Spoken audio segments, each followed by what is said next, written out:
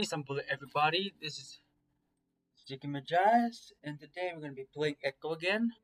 Let's see what's up with Flynn. So last time I checked, we got possessed by Samuel, I think, and then that caused us to see stuff in a second perspective. Sorry.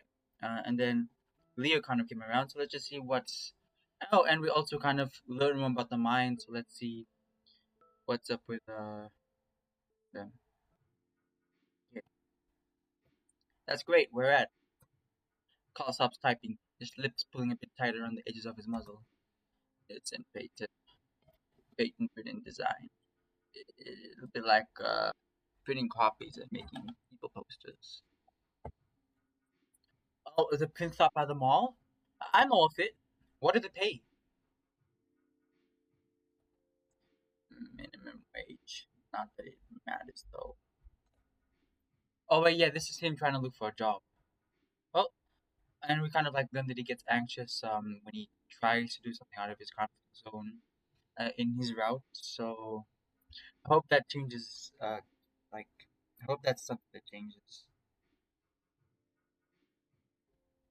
Jackson looks slightly confused. I turn to him.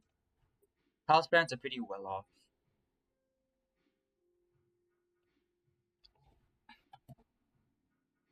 Oh my bad, I gotta take this. Hello? Yes, who is this?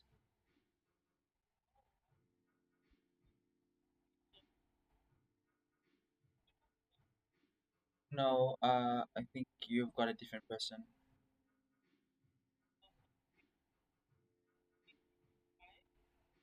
That is not my phone number. Sorry. Thank you. Bye. I'm gonna have to cut that out. Flynn stops what he's doing, going to the fridge and taking out a box of strawberry popsicles. Why does he always take? I mean, this is just yes, other things. I'm not gonna assume it's a sexual innuendo or anything, because like first it was the fishing role, and secondly it was another one, something else, and then I mean, not reading into it, but like it makes sense because he's a reptile, so he needs to cool down. Does he need to cool down? I forgot, and he's also lactose intolerant, so he can't. He drops it down on the counter beside DAXTON. Simon is startling some. Look at the Flynn in the box. Flynn points to the hen's ice cream label above a logo of a weather vane with a chicken on it. Cal's parents' company. Oh, that's what it looks like. I thought it would be like the actual like, horns of Carl. Jackson lets out an astonished huff, looking some sign of fib on Flynn's muzzle. I love the face that he's making. I love how like both of them are like chill about it and like he's shocked. No way. Way. I am the ice cream boy.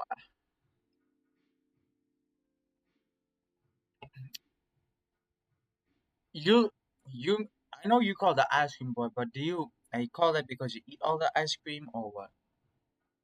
Daxton blinks, seeming to look at Kyle in a new light. That's really cool. Kyle looks off to the side back to Daxton. Glad you think so, I guess. Flynn takes the popsicles back to the freezer, returning to his station at the sink. Just make sure your clothes gonna fucking fit right. Can't remember the last time I saw you dressed up. It fits, dude. My parents dragged me to all sort of black tie event stuff, where I have to stand right and lie about my career goals. You haven't done that in ages. I went to the charity gala I think 2 years ago. Charity gala for what? Mean 20 pounds. Most of it is muscle. I'm not calling you fat, lottass. I'm saying when it comes time for the interview and you come in with a hoodie and cargo pants, they're gonna think you don't give a fuck. I mean, I kinda don't, you know. Oh, the fuck you don't? You really looking forward to dissipating the shit out of your folks again? They're used to it. Jeez, Jesus fucking Christ. Jackson and I exchange an awkward glance. I'm half tempted to follow Carl's lead and start pretending texting. Worked at the fracturing warehouse for years and were miserable. Can't blame me for not looking forward to the same sort of thing, huh? Carl feigns a raspy chuckle. By jittering off his hooves against the bar stool, it's apparent he's tense. Now I have my own house. I see his slitted gaze shift briefly to Daxton, who looks like he's concentrating very hard on cheese cutting. Mostly.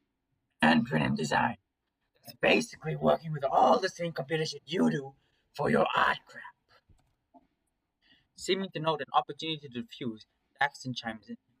You're an artist, Carl? Shit, like the loosest definition of the term, I guess. Flynn just rubs his temples some, shifting his attention back to cooking. He places the freshly washed vegetables into a metal pot on the stove, with one of those steamer lid things on top. What kind of art? You, don't seem like the oil based pastoral type. He's a digital artist. Carl blinks. I hear Flynn grunt derisively, the clinking of the stovetop audible as he turns the nozzle for the gas. His heavy tail flicks behind him, light slapping the floor. I realize he's trying to get my attention, his eyes meeting mine, then moving to Dexter, and finally flicking to a textbook by the dishwasher. Art History 101. Historical Perspectives and Fundamentals. Glancing back, I can see the corner of Flynn's mouth twitch up at me before he turns back around to his pots of veggies. It's still kind of weird seeing Flynn in a workout fit and all the time. In high school, he was more of a jeans and jacket. Okay, so he's like a punk guy. Oh, he's smiling! A South Western rockabilly who didn't like rock and roll. His work slacks are biggie baggy and definitely hide the definition of his legs. Flynn's got a V-shaped physique though narrow calves but thicker thighs and a sizable. Whoa, okay. When he bends forward a little, I can see the. Okay, brother, you're out of pocket. The loose side of my mind is starting to wonder if he's doing it on purpose. Why would he? After what he said this morning. Pastorals, not very good at backgrounds or anything. Portrait of them? Very snazzy stuff, that. The salamander smiled at Carl, showing his rounded cheeks. Carl just looks at him confused. Um, I decide now's a good time to interject and spare Carl from Daxton's entry-level college art class experience. Carl draws pop culture character stuff mainly. I think I haven't really checked out his portfolio profile in a while. Superheroes, comics, that sort of thing.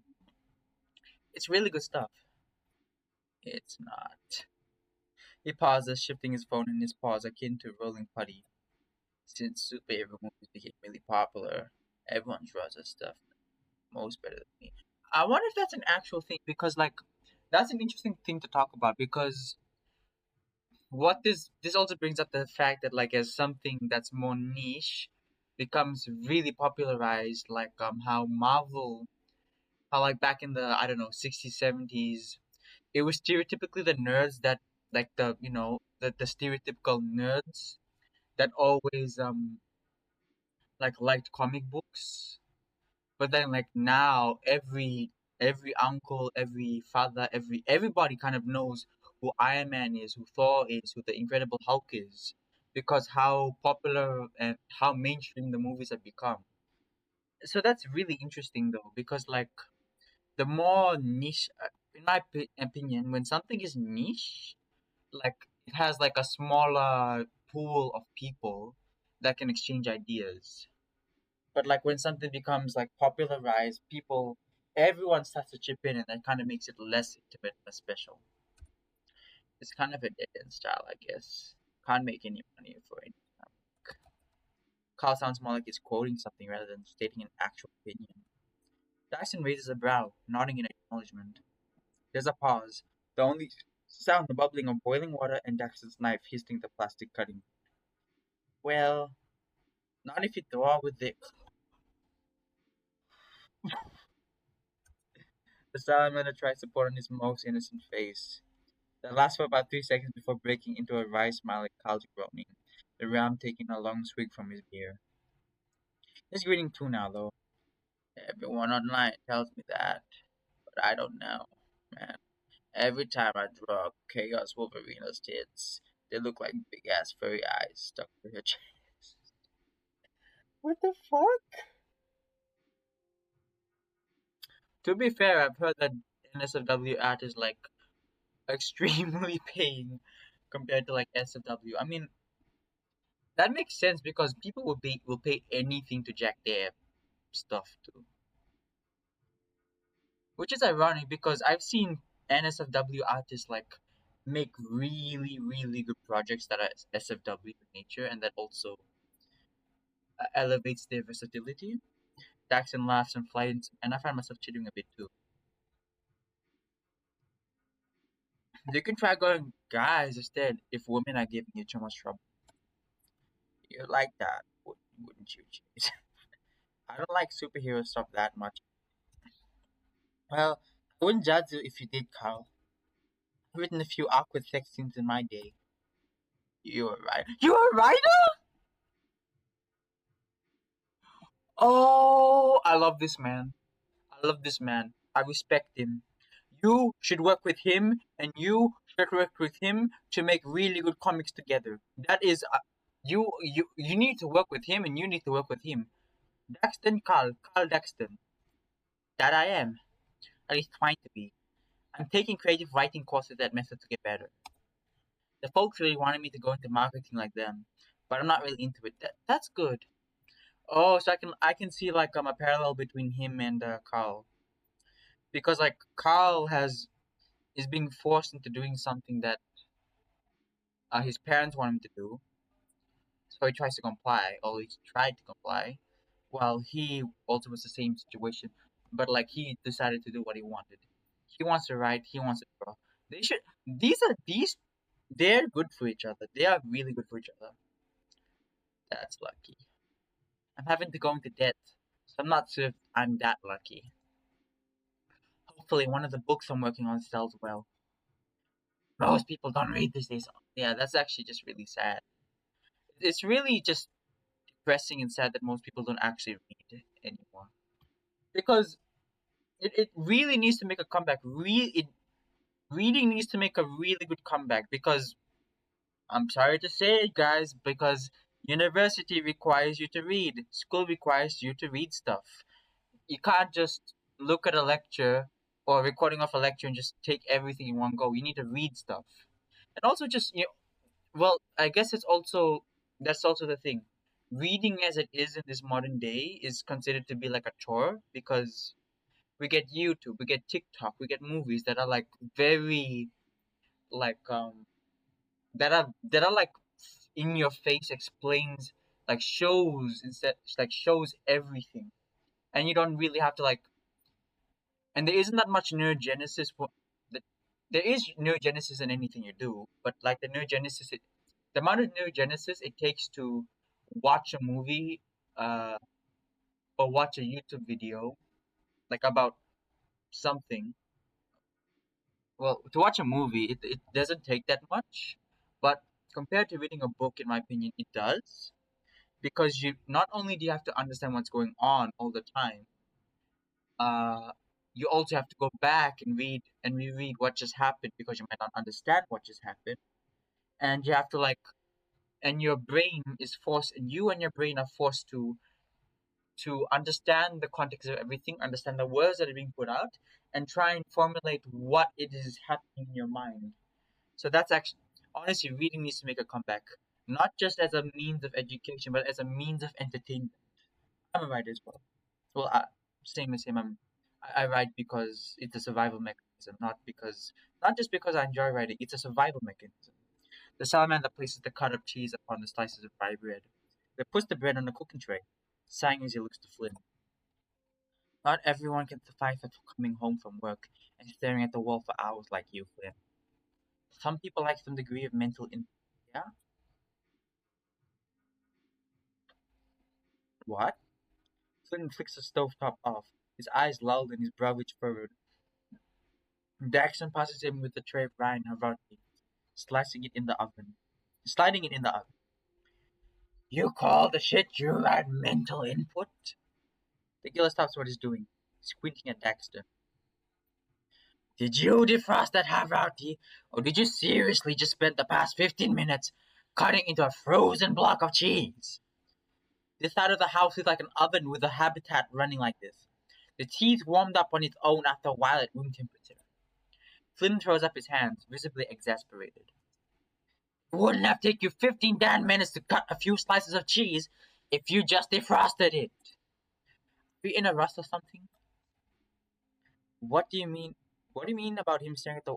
Yeah, because I noticed that like when we were with Flynn in his room, he was staring up to the space, and he was disassociating. I think. So I wonder if that's like a supernatural thing, or or if he's like high on something. Because Carl did say that he spends time at like the river with Flynn doing something. Not just he says that he smokes with Flynn, so I'm assuming that it's that. But then if that was the case, then Chase would have mentioned that his eyes were red or something. So I'm assuming it's I don't know. He's probably thinking. What if he's thinking about Sydney and like people and like it's to the point where people are starting to notice it. The Salamander looks standoffish now, his arms crossed. My question seems to have been ignored. Might be. Jackson, what sort of stuff do you write? Surprisingly, Carl is the one to butt in this time. Jackson turns, getting out some plates. Mainly science fiction and fantasy. Oh, same here. I like to be fair, I'm trying to get more versatile because I believe that versatility is key. If you because it's good. I want to become a Gabriel's horn essentially. We know a little about a lot, but it absolutely does not hurt to learn a lot of things. Because firstly, as I'm in university,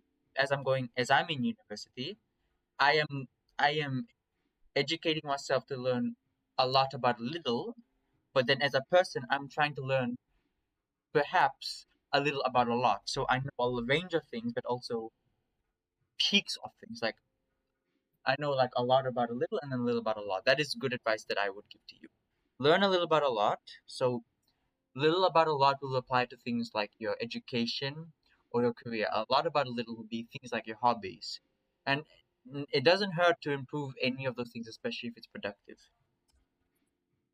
You know what that's is this like that's the one where like a human gets kidnapped by buff wolf, right? Carl takes another drink of beer, rubbing his beard in thought. Sort of.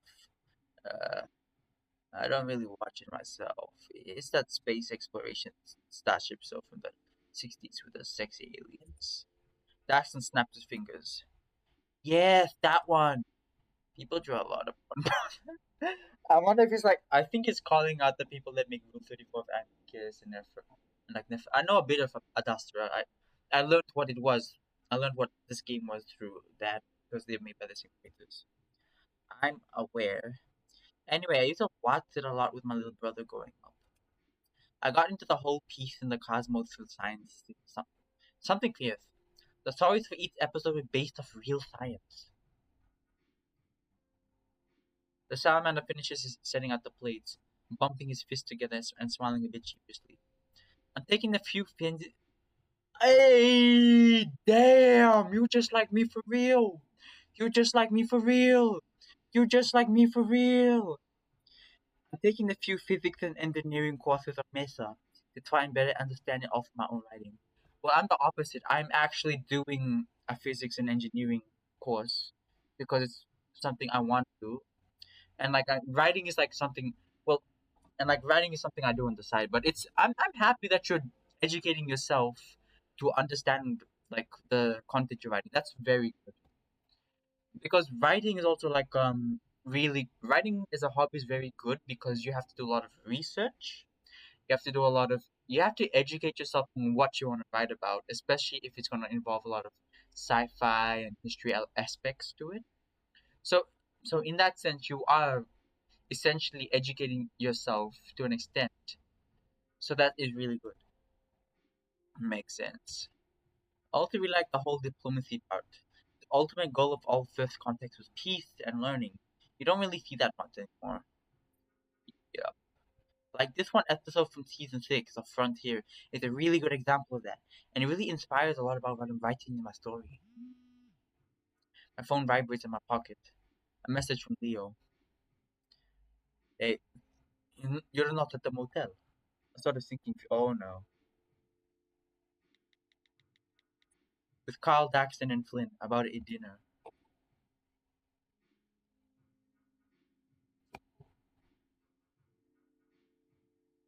Okay, so obsessing over Astro. Stirring up the steamed vegetables and the fancy cheese breads from the oven. The bread looks a little burnt around the edges, but maybe it's supposed to be that way. Of course you are.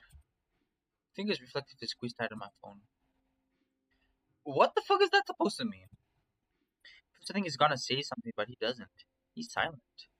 With a sharp exhale, I began typing my rap. We can all add tomorrow. Found some interesting stuff for my project at City Hall. Flynn makes a nose, though I can't really tell whether it's encouragement or disapproval. Need to talk to you one on one. What do you want to talk to us about? What about? Yeah. Lee responds almost instantly. You know exactly what. Okay. Oh no, this is triggering my PTSD. I had a friend that talked exactly like this. Jackson meanwhile just looks at us with a concerned expression on his face. What's up? Don't worry about it. Carl and Flynn both looks at me expectantly as my thumb hovers over the reply button.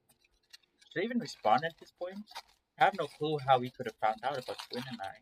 If that's what he truly means.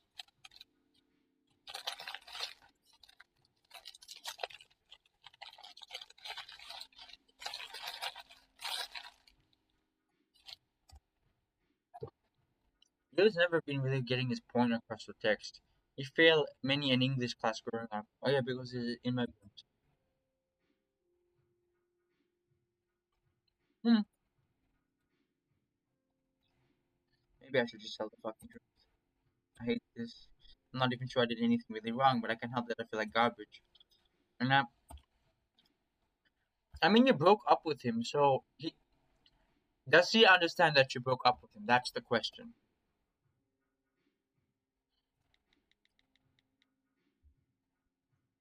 I shoved my phone back in my pocket, and Flynn steps back. This is so fucking stupid. Carl just looks at Flynn with a flat expression. What? Carl shrugs. I say to Chase earlier, man. I won't say anything.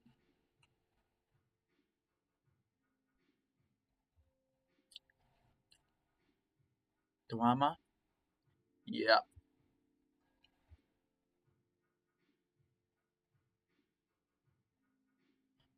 You all want to watch some of Dastra? Samantha smiles awkwardly, gesturing to the small living room area. I'm down. Carl holds up his bottle of beer before taking a swig. Chase? Flynn? I want to watch. I'm sure.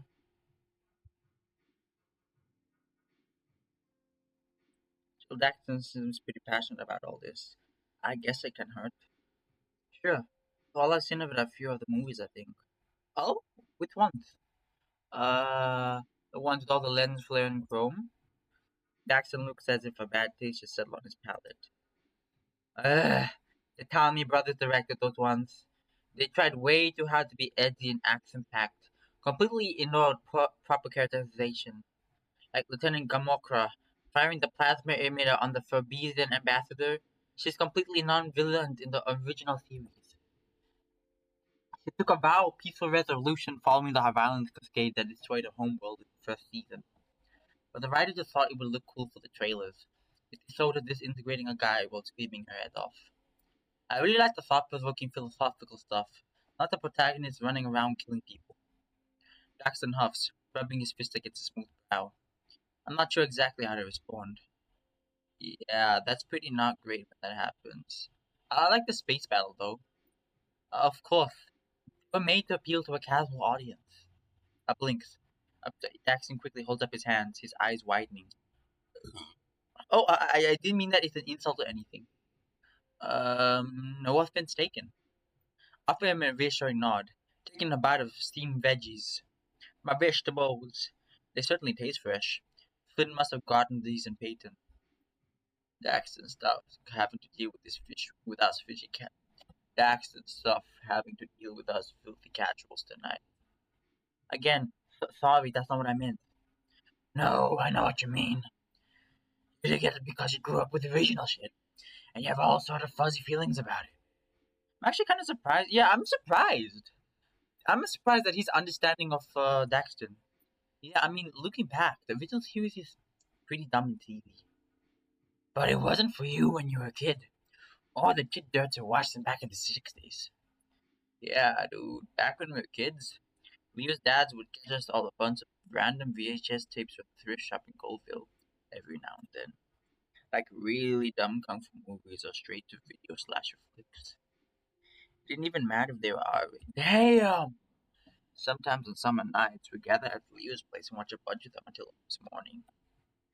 They were all terrible. It was great. I love the juxtaposition. I find myself smiling a bit. I almost forgotten about all that. Oh, jeez. Flynn would always get super into them. He would yell at the scream every time the characters did something stupid. Carl chuckles into his paw, grinning toothfully at the Gila. Oh man, you get so butthurt. You start stomping around and slamming Leo's cabinets until he got in trouble. Flynn, looks, Flynn looks off to the side. If lizards could blush, I'm almost certain he'll be doing so right now. Wherever there was someone with a gun or screen, they never had any a trigger discipline and completely held their guns wrong. Oh, I love how he's like also nerding out about stuff like this. And every time, every movie, someone who's being chased by some killer or whatever, they completely forget how to run. Oh yeah, you kept count of how many times everyone tripped. You had a little notepad with your trip tally. Jackson looks absolutely tickled by the revelation about Flynn. That sounds hilarious. I wish I had friends like you guys growing up and I could do that sort of thing. Flynn waves dismissively. It was alright. I remember we could never do it when TJ was around. Satanic propaganda and all that, right? He would have been fine with it if we eased him into it. We could start off with Bloodfire, Babes, and Avalon. Carl nods shadily, sipping at the last bit of his beer before getting up to retrieve another from the fridge. So, Flynn, you wanna...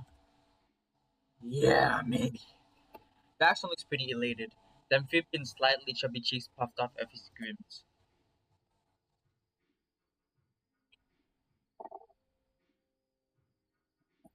I know some really schlocky episodes from the first few seasons of the original series. I put those on. Sounds good, dude. Daxton sets his plates out. Oh my god. The moment Carl looks over at me. Nerd, nerd alert.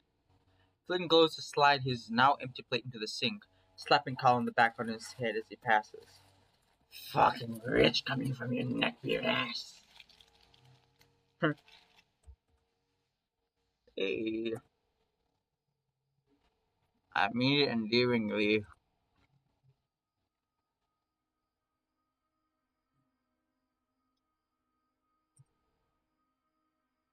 It is a dash like the actual. That's the straight. That's the buff wolf furry game at Adastra. Wait, in that I've seen people play the game before. I'm not sure. If, I might play the game later, but how would they know what? Is it like the same reason? Is it like an inverse of furries where like it's actually like the human is actually like what they consider a furry for us? Love scene. His tall stature results in his legs hanging far over the edge. The lizard scratching his exposed chest with a yawn. Cranes his long neck to look back at me and Carl.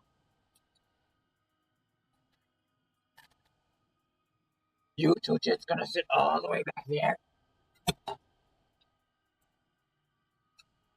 Hold on, I'm coming. Carl gives me a little nudge and we follow suit. Beers and grasp. Looking at Flynn now, I realize that's part of me wishes I could go over there and lay beside him. More, practically. I sit in the recliner in the center of the room, while Carl and Dax take the other sofa.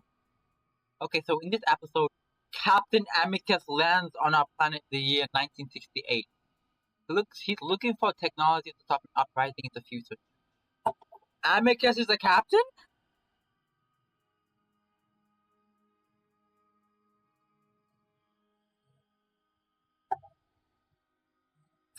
I thought he was an emperor. Oh, is it like a slightly edited version of Adastra where what they're saying, what Daxton is saying is like not exactly what's happening in Adastra?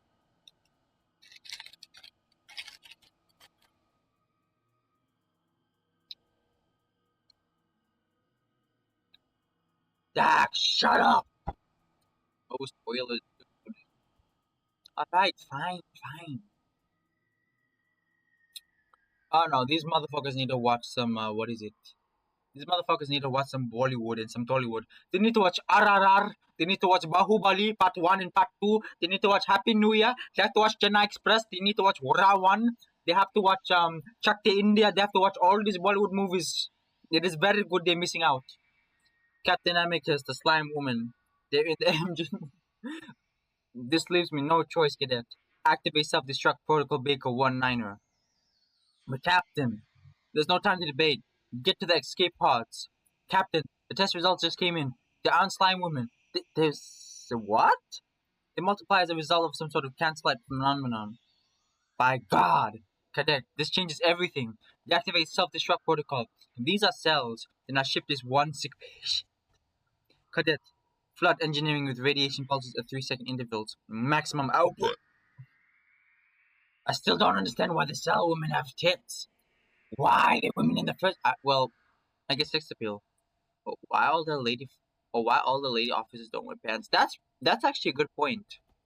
In a sci-fi setting, everyone should wear pants.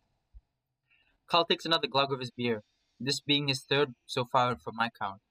I thought I was gonna throw you the bad ones, guy. Dawson looks a bit defensive, leaning forward on the edge of his seat, his plump tail wrapped around the armrest. Carl idly chucks at the throat pillow at the salamander. I'm not complaining, dude. He laughs a little and Daxton eases, chucking it back at him with a bit more force. Carl takes a blow like a champ, in the regard that he doesn't even react before smiling goofily. It's surprising to see Carl comfortable like this around a stranger. I can't help but feel kinda happy that he can still come out of his shell every now and then.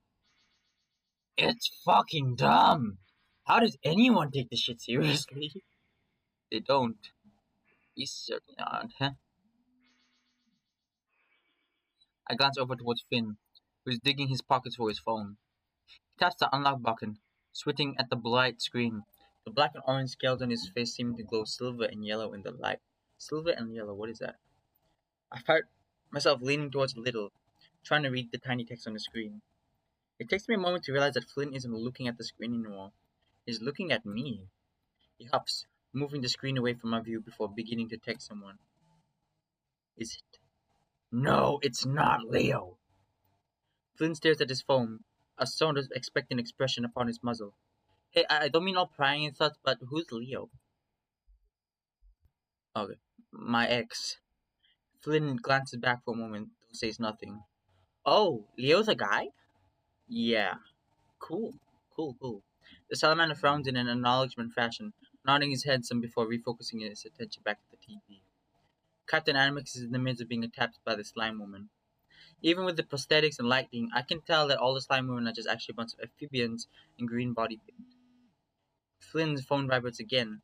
He taps at it, clearly not really much of a fast texter.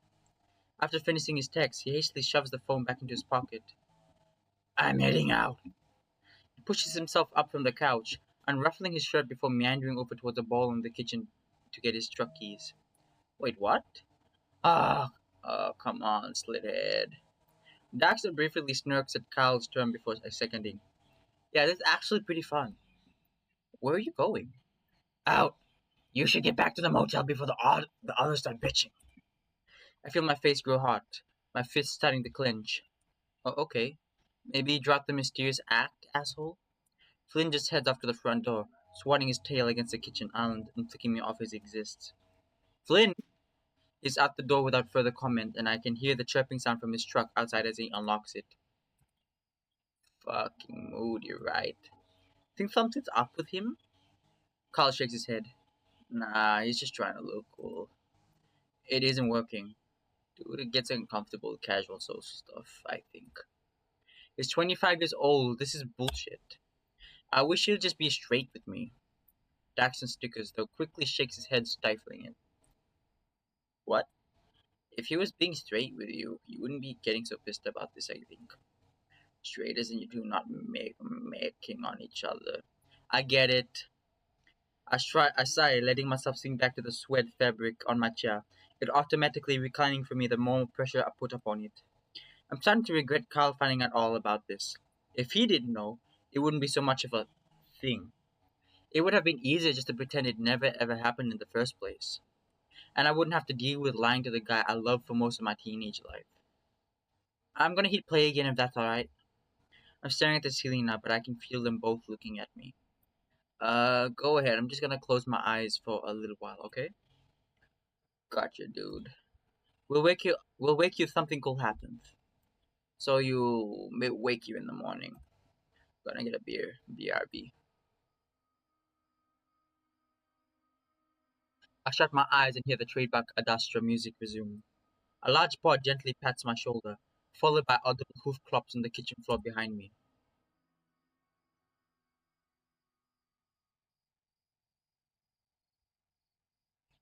I stare up at the unmoving ceiling fan above me. In the dark, everything looks all grainy. It seems like the lights are still on, but the dimmer is so low. They might as well not be. Must be a salamander thing. Speaking of, him and Carl aren't here anymore. I tried to recollect how much time has passed since I closed my eyes. It feels like just a minute ago. What if you aren't in real life? What if you're like in a liminal space? As I rise to a stand, I feel kind of sluggish for some reason, like my legs are still asleep. My face feels kind of numb too. I always feel worse after taking naps. I'm not really sure I get the appeal of taking them once a day like my mom does. Moving to the nearby window, I squint at my reflection. What the fuck is happening? That looks like the embrace. In Jenna's route, there was a thing that was walking past Leo. That's the exact face that that monster, the embrace thingy, has. I look like hell. And who shaved off my goatee? I blink. It's still not there. And also, in Leo's route, when we got captured by Brian the bear, there was a moment when we looked at the mirror. He also mentioned that we looked exactly like this, like exactly like this. I'm not that heavy of a sleeper, so I would have felt someone doing that. I don't think Carl's that cruel, is he? I turn, peering towards Daxton's room. His door is open and his bed is empty. They left me here? Why? My phone vibrates in my pocket. It's Leo. I'm coming. What? I text them back though I seem to have caught a case of the Flynn. My texting dexterity is off right now. Everyone left. I think I'm alone at Flynn's now. While I'm at it, I also send a quick step to Carl and Flynn asking them where they are. A vibrating noise comes from the kitchen after I send Flynn's messages. He must have left it when he went out. When I walk in the kitchen, I see the phone propped up against the keyboard on the island countertop that Flynn swatted earlier. The screen's brightness illuminates everything around it with a picture of my face. It's low resolution, like cropped and stretched itself from one of my social media pictures. The photo's from a class trip I took sophomore year to the Cardboard Caverns. I'm wearing a hard hat that doesn't fit. The way the phone is propped up, it almost looks like it's on display. It's a weird way to place it. I know I shouldn't snoop through his phone, but if he wants to act all mysterious and dismissive, he's leaving me not much choice. Also, someone shaved my goatee off. That warrants enough of an emergency, I guess.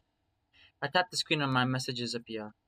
I'm asking where he is and telling him that everyone left. Tapping back, I see one other message. The rest seem to have been deleted. It's from someone named Ryan. Here's no given profile picture. The bar is at 33 South Alloway, off of Hankley and Route 93. Oh, he did that. I wonder if he's seeing him. Hankley 93? I think that's the casino near the edge of the reservation. I spent most of the day looking at a map of the county, so I think I have a good spatial sense of where it is now. The question is, Why did Flynn leave this here with just the message on it? If it's like a hook, if it's like a grinder hookup, why can't he just take the phone with him? Because people will be concerned if it's with a guy. No, and honestly, I've heard stories about Grinder. I'm assuming this is what he is. He's hooking up with someone, and I've heard stories about Grinder. People actually got murdered and killed by going onto Grinder in some cases. I'm not. If you wanna use Grinder, go ahead. I'm not stopping you. But I'm just being told that people, in most cases, they have been murdered because of the person that they're with, especially if they don't take the phone with them. It's like he wanted me to find it. He wanted me to follow him. Jesus, does he think I'm that much of a snoop? Because apparently I am. This time it's my phone that buzzes. Another message from Leo. Hey, huh? I type a quick response. Have to go. Sorry, Leo. I shove my phone back into my pocket and head outside. It's actually nippy out in comparison to the heat of the day. You're acclimated to it. Sheet clouding covers above half the sky above, and there's a tinge of humidity in the air. Which is surprising. We usually get less than an inch of rain this time of year. Leo again. Are you serious? I sigh, putting my phone back and getting my keys out. I think of something and apologize later. I don't feel nearly as sluggish as I did before, thankfully. Once inside my car, I put my keys in the ignition, enough to keep the inside lights on while I fiddle with the GPS. 33 South LOA. Got it. It looks like I'll be about 22-minute drive according to this thing. Dude, dude, where are you going? I look over. Carl and Daxton are staring at me through the passenger window, concerned expressions on their faces. Well, a concerned expression on Daxton's face. Carl just looks drunk. What? Where have you guys been? With you? Why the hell did you guys shave off my goatee? Dude, are you like allergic to Havarti or something? It was actually Gorgonzola. That Havarti Flynn wanted was Sketchy. Carl smiles lopsidedly at Daxton. Dastardly. What are you? I reach up to grab my chin, feeling the familiar scruff. Yeah, we saw that Tulpa thingy. I feel my heart start to thump heavily in my chest. What the hell? Jackson opens the passenger door. You sure you should be driving? You're kind of wigging out, no offense. I angle the rearview mirror down towards me. Sure enough, there it is on my chin. I'm sorry. I could have sworn that it was missing earlier. Well, you were sleeping. It could have been a nightmare. I, I read about this stuff online. It's your subconscious playing out your deepest desires, man. Carl slurs, I'm looking a mix of dazed and chipper. I don't think so, Carl. But look, are you guys coming with me? I think Flint wanted us to follow him. Yeah, we saw the message. They did? I don't know. He's kind of a private guy. If we're wrong, he's going to be pissed. We could think of like we can think of it like a way mission. Even in the dark, I can practically feel Daxton cringe. Oh God, Carl. I don't know. I'll go with you, but I'll hang back in the car. But reeling from the whole facial hair fiasco, but the banter is making me feel better. Well, you could be tactical support. This is why I don't usually share my interests with others. Paul climbs into the back seat first, nearly toppling over. Jackson climbs up front, a little tipsy, but he seems to have most of his motor functions intact. Lucky I don't have classes on Friday. I squint, trying to peer beyond what is illuminated by my headlights. Driving feels difficult right now. My nerves are kind of fried, tingling beneath my fur. I end up overcorrecting on every slight turn. It doesn't help that the shitty state highway is so meandering and completely devoid of life. Out here, even the main stretches of road sideways by hills and mountains. I guess I'm used to Pueblo where they can just flatten out or turn. My issues right now also might be stemming from the fact that I'm still inebriated. Fuck, I used to be so damn hard on Leo whenever he drank and drive. and now here I am. Maybe I should have bought my meds. Why would you mix your meds with alcohol? Never do that.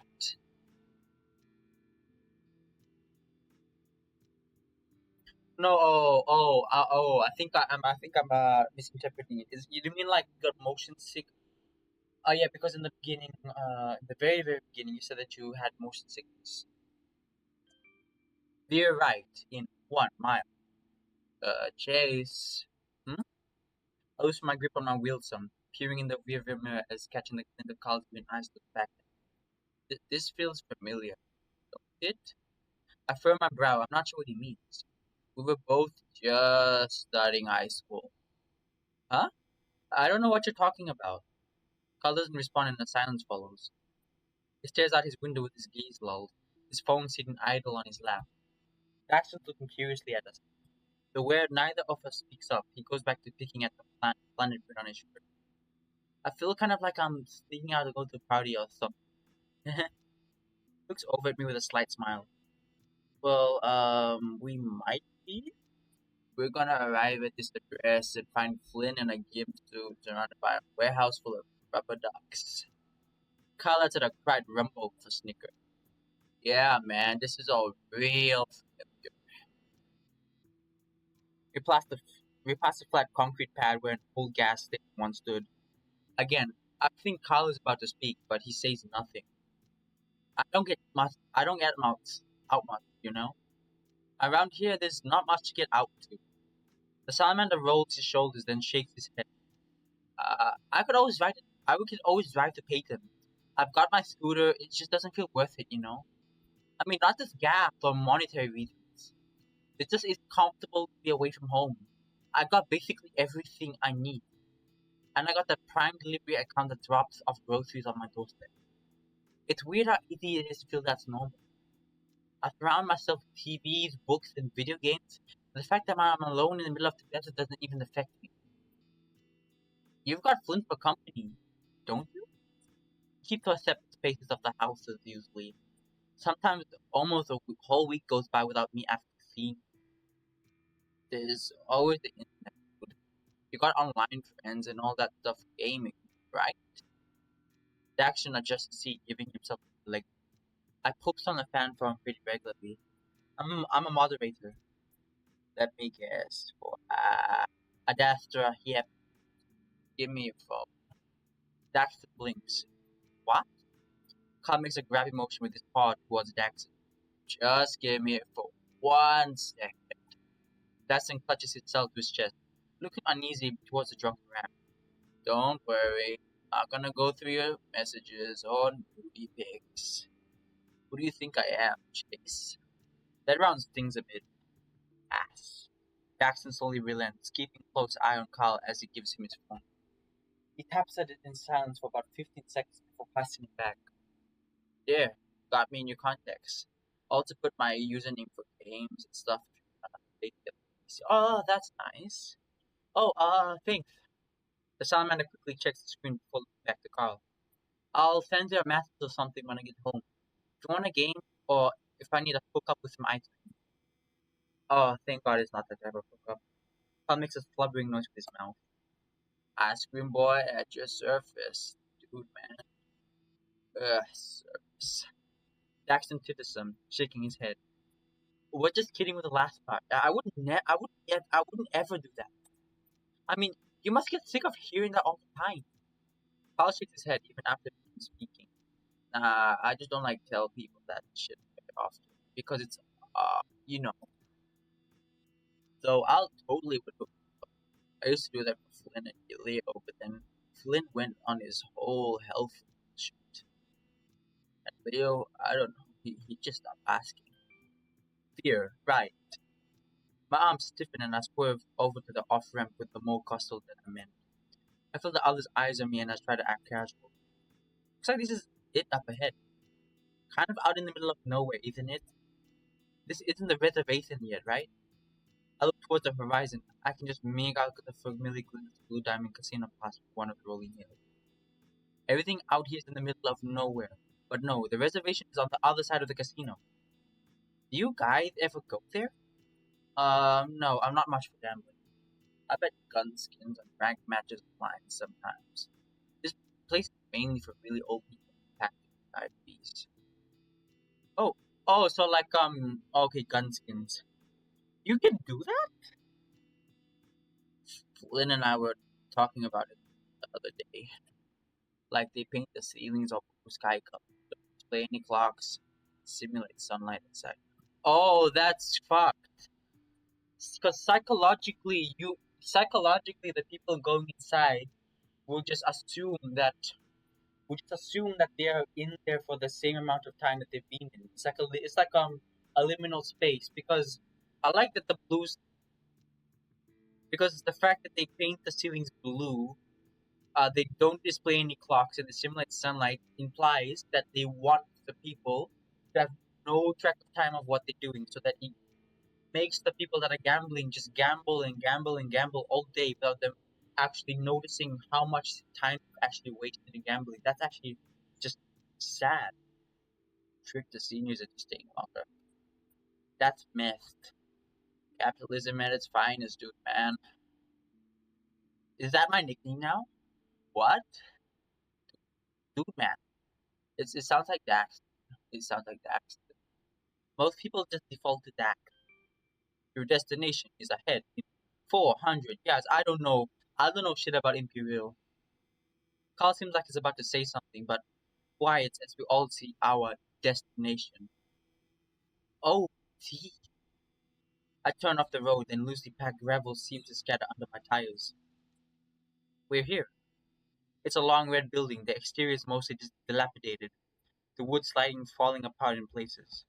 I can see only two windows, both of which had colored construction paper blocking the view inside.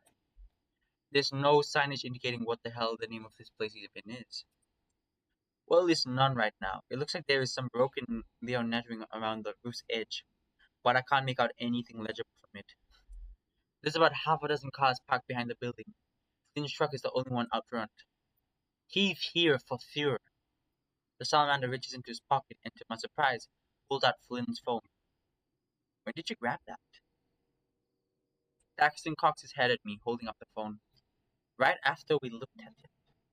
I rubbed my forehead. Were Daxton and Carl really inside the house with me earlier, and I just didn't notice them?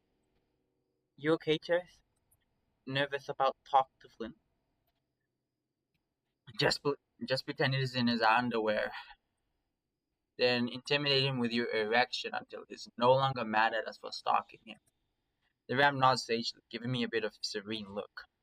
I stare back at him. That's how the gays work.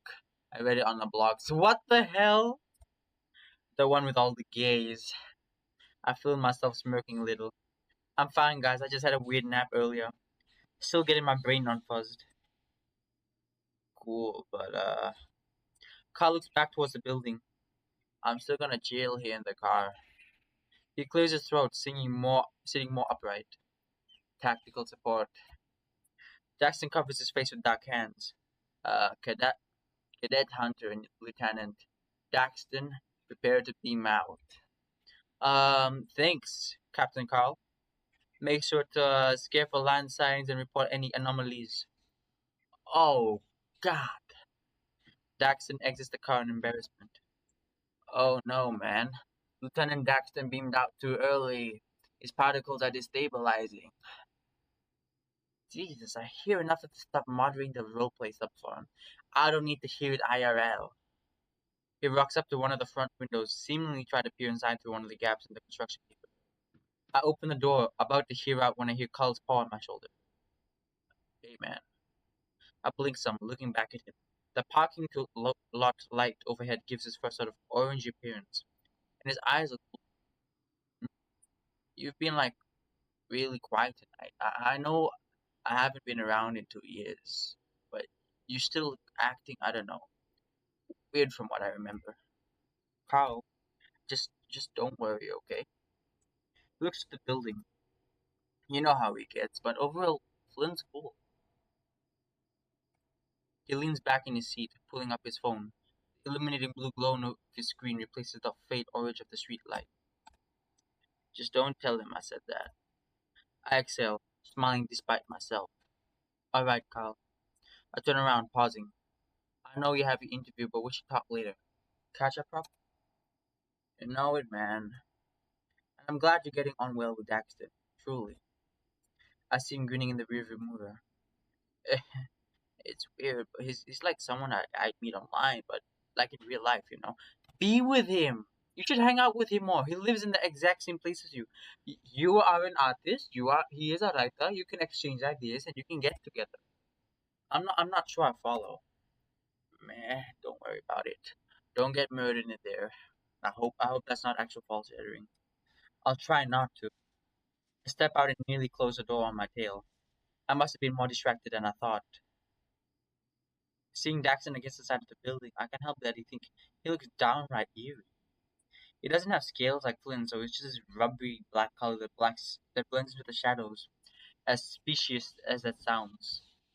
When he turns towards me, his eyes stick out like headlights in the night. Hey, Chase, check this out. He beckons me over towards the small metal sheet by the door. I step closer. Some words are engraved in the front. So you've heard of us. A winking smiley face is pictured below the text. What the hell? I know, right?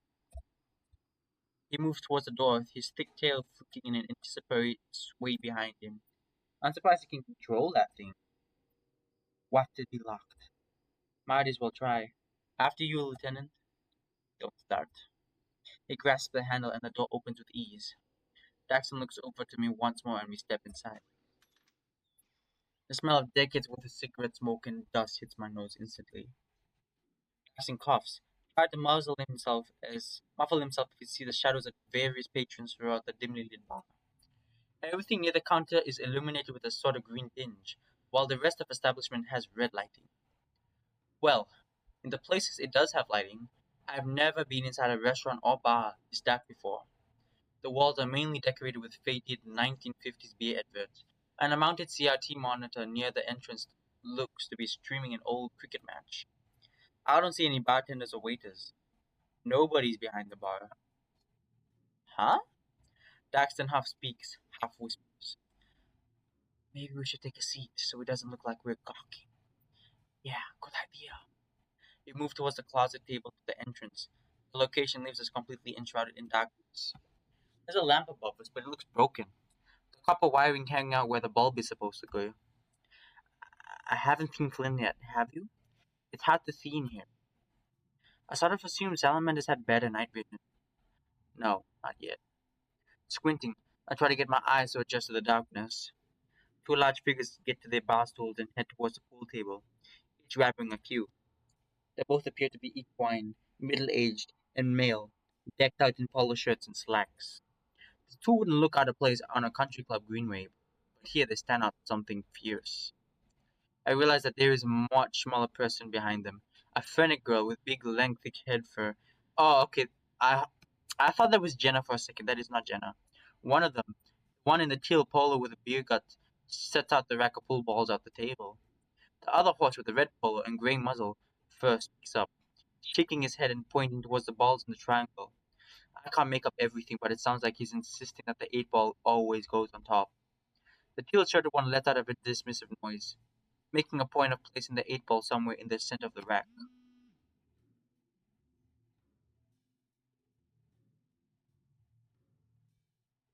I feel my phone buzz in my pocket. Quickly reaching down, I check the message. It's from Leo. We're all gonna hang out at your old hood tomorrow at 2. Would be good if you came. A sigh. That same welling of guilt is holding my chest like stones in my ribcage. More text from the evil X? I glance up at Daston in surprise, the salamander having turned to face me. Again, I'm wrought with how fucking eerie his bright eyes stick out of the dark blackness and staring right at me is. He's not evil. You folks all get super antsy every time he texts you. Like, an X is just that, an X. You don't gotta worry about them anymore. Daxton crosses his forearms and rests them on the table for a moment, before hastily putting them back up. He grimaces, wiping his arms on the fabric of his shirt. Looking down, I can see that it's been a while since the surface table has been properly wiped down. There's no napkins inside either. I peer at the message again, trying to think of what to say in response.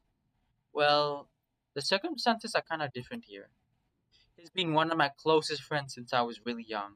And when I left town for college, we never actually broke up. Oh. The skin on his face pulls tighter, though I can't make out what expression he's making. So he's not actually your ex then. We haven't been together in 3 years. Hell, before this trip, I haven't even spoken to him in at least 12 months. That's not exactly true now, at all now, is it? The heavy feeling in my chest grows stronger. Look, I don't have time to go over the past 15 years in our relationship. He altered the flat of his rubbery palms. Sorry, just trying to get to know you and all. Turns back around. I take back my reply to Leo. I'll be there.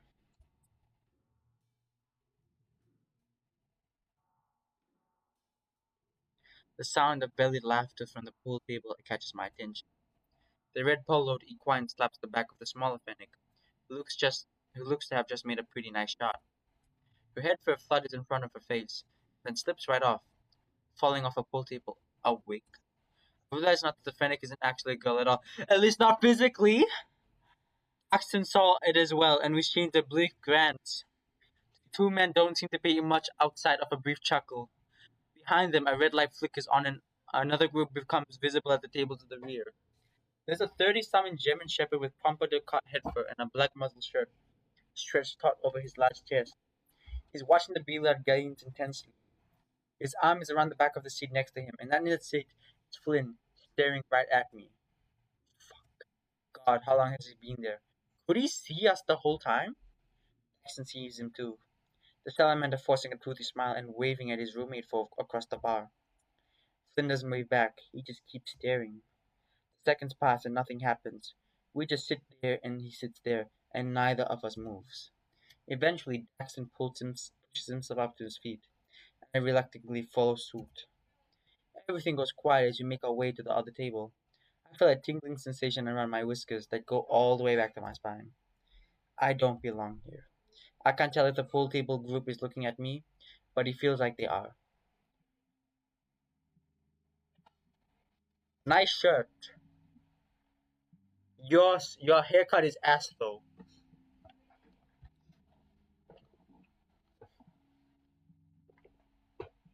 Wait, I want to give him like a southern accent. Well, holy shit! Would you look at that? An otter in my water.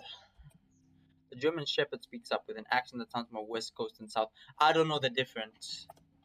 He drops his arm from Finland's chair, beaming at me with his reddish brown eyes. The canine turns his attention towards Daxton, eyeing him over. The salamander has his hands folded together, smiling nervously. And Daxton. Daxton blinks. He knows. Evening. Have we met? The man chuckles. Nah. But I've seen you before. Whenever I come over to Scaleboy's house here, you're always in your room, all alone like. Flynn's slitty gaze flicks from Daxton to me. His expression seems to harden before my eyes. What the fuck are you doing here? His scaled fingers curl up into a fist briefly before unfurling, the large lizard visiting in his feet. His tie is gone, and he's unbuttoned most of his shirt. I can see that. Okay, play this cool, Chase. Found your phone with the invite to this place. It was all propped up and everything. I say the last part with a bit of accusing tone. Flynn narrows his eyes slightly.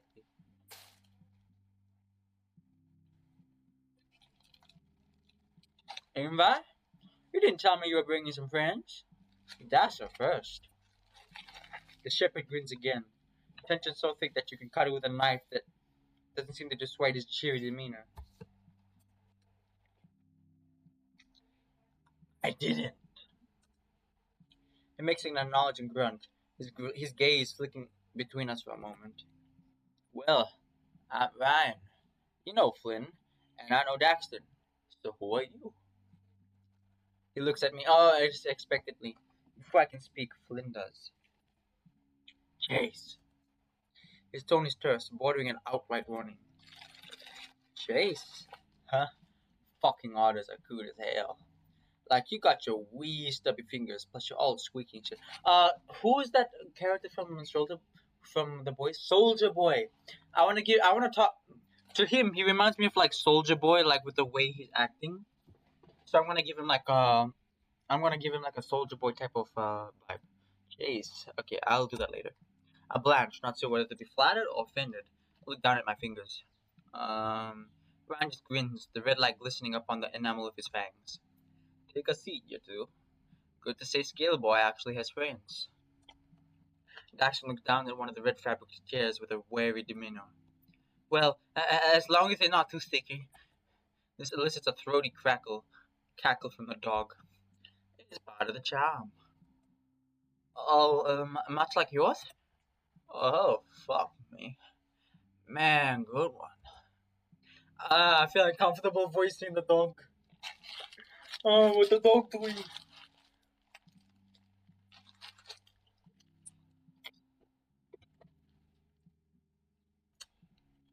I take a seat across from Flynn, who is now staring at a wall. Glancing over, I noticed that Daxton had been standing with his hands folded behind his back, his posture completely vertical, just like Captain Animicus does in Adastra. The salamander scoots past and takes a seat beside me. He fishes out Flynn's phone from his pocket and slides it over to him across the table. Flynn looks at him for a good few seconds before snatching it and stuffing it back into his pocket.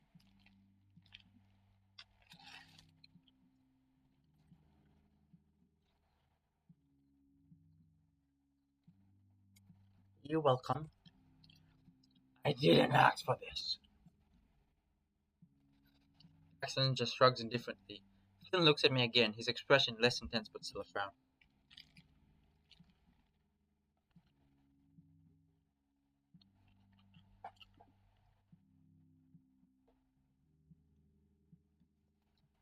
Hi? A quiet, like shrill-toned voice peeps from behind us. Turning, I see the gender ambiguous Fennec fox from earlier. He quickly walked past us, tugging lightly on Ryan's shirt. They mumble something I can't quite make out, and Ryan practically coos back to the Phoenix. He reaches up, squeezing their waist, and they make a little sound. Ryan pulls out his wallet, withdrawing a few bills and hands them. Oh no! Is he pimping out the Fennec? The middle-aged horse store walks up as well, coos and grasp. The one with the red polo bumps into the Fennec, resting a hand on the shoulder. Oh God! I don't want to know where this is going. I don't want to know where this is going. Oh no! No! No! No! No! No! No! No! No! No! No! No! No! No! No! No! No! No! No! No! Easy now, does it, cutie? Uh,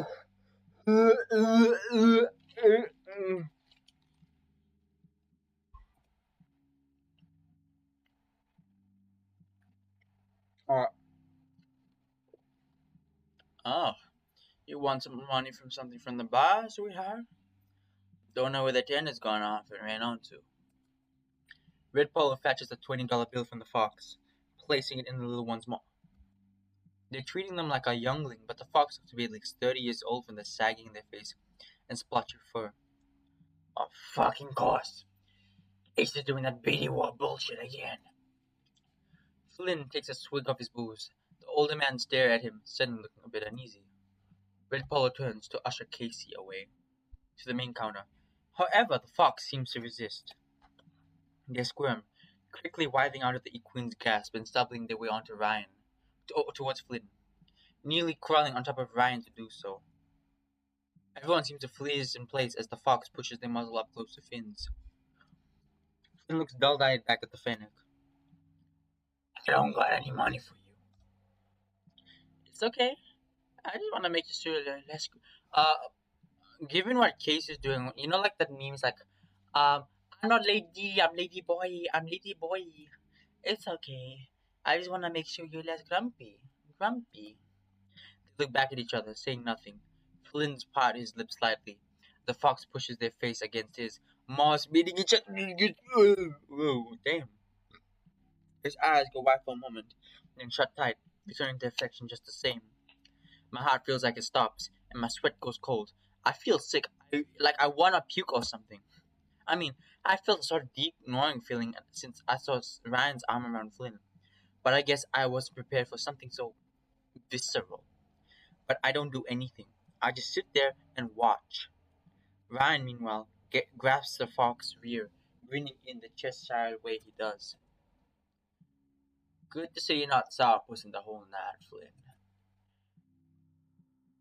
Are you kidding me right now? Fucking whore. Red Polo turns, leaving his friend behind and making his way towards the exit with a few huffed squares. The teal poloed male, who is some sort of Shire, Clydesdale type, watches him leave, but doesn't follow. Says the mayor, "Oh my god!" Casey pulls back from Flynn, a string of saliva still hanging between their lips. Flynn nostrils fair as he exhaled upon the fox's face. This seemed to set Casey off, and they kissed him again with even more ferocity. Jackson looking at me now, his eyes wide. The salamander slightly mouths, "What the fuck?" I don't even have the capacity within me to respond with anything other than a curt nod. Wow, putting on a show from the new friends? Teal Polo is looking down at Cat Daxton and I now. Well, knowing the festivities, you youngins want a drink or something? I'm Mike. Nah, we could. I feel you, Daxton. I feel you, man. I don't, I myself personally feel unsafe. I'll have two doubles or whatever tequila is the cheapest. Mike blinks. I'll be right back then, kid. Let me find the bartender. Rob's back in the smoke room. Seabiscuit. He uses his free hand, the one not currently groping Rob's ass, and points towards a wooden door in the corner of the room by a product plastic saguaro. What is a saguaro? A smoke room? Max gives Ryan an uneasy look. I get the impression from his demeanor and the casino wristband he's wearing that he isn't a local. Well, I'll be right back then. He forces a smile before turning and heading towards the aforementioned smoke room. Ryan crosses his legs, letting his head roll from side to side before speaking up. I think we should head there too. Right, Flynn? Flynn and the Fennec part lips again. The Gila looks at me before responding. Alright. Man, what's wrong with you? All eyes shifted. Oh, Axton, don't not judge a place like this. As an outsider, if you see anything freaky, never judge, never judge. Just walk away or run. That's like going into a Diddy party and explaining what the hell is wrong with Diddy. They're gonna hunt you down. And grunts. You don't get to fucking judge, creep ass. Watching me jack off at night, but I can't stand the sight of me macking on someone. For fuck's sake. The round-faced salamander's jaw goes slack. Ooh, you've been busted. Daxton, watching it not helping out a real great offense. The hell is wrong with you, Ryan?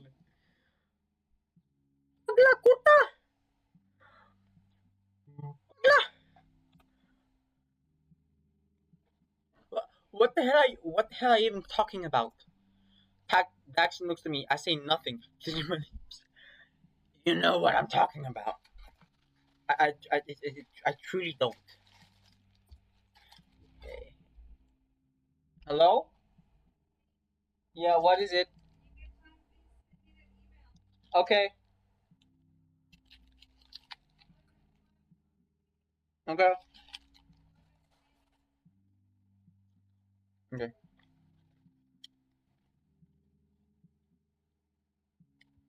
Hey, let's not play he said, she said. Daxton, Jace, you like to party?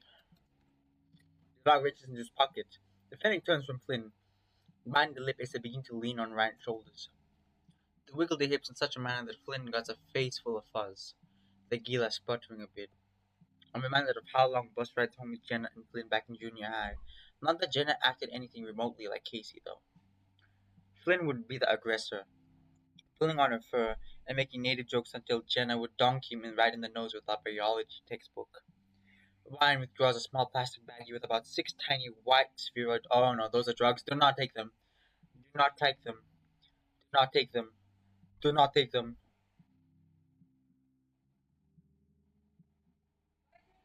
Bye. He opens the little baggie, placing one of the pebbles on the eager Phoenix's tongue, then his own. German Shepherd rises to his feet. He's large, about as tall as Leo, and he's buff as well. Like he's jacked.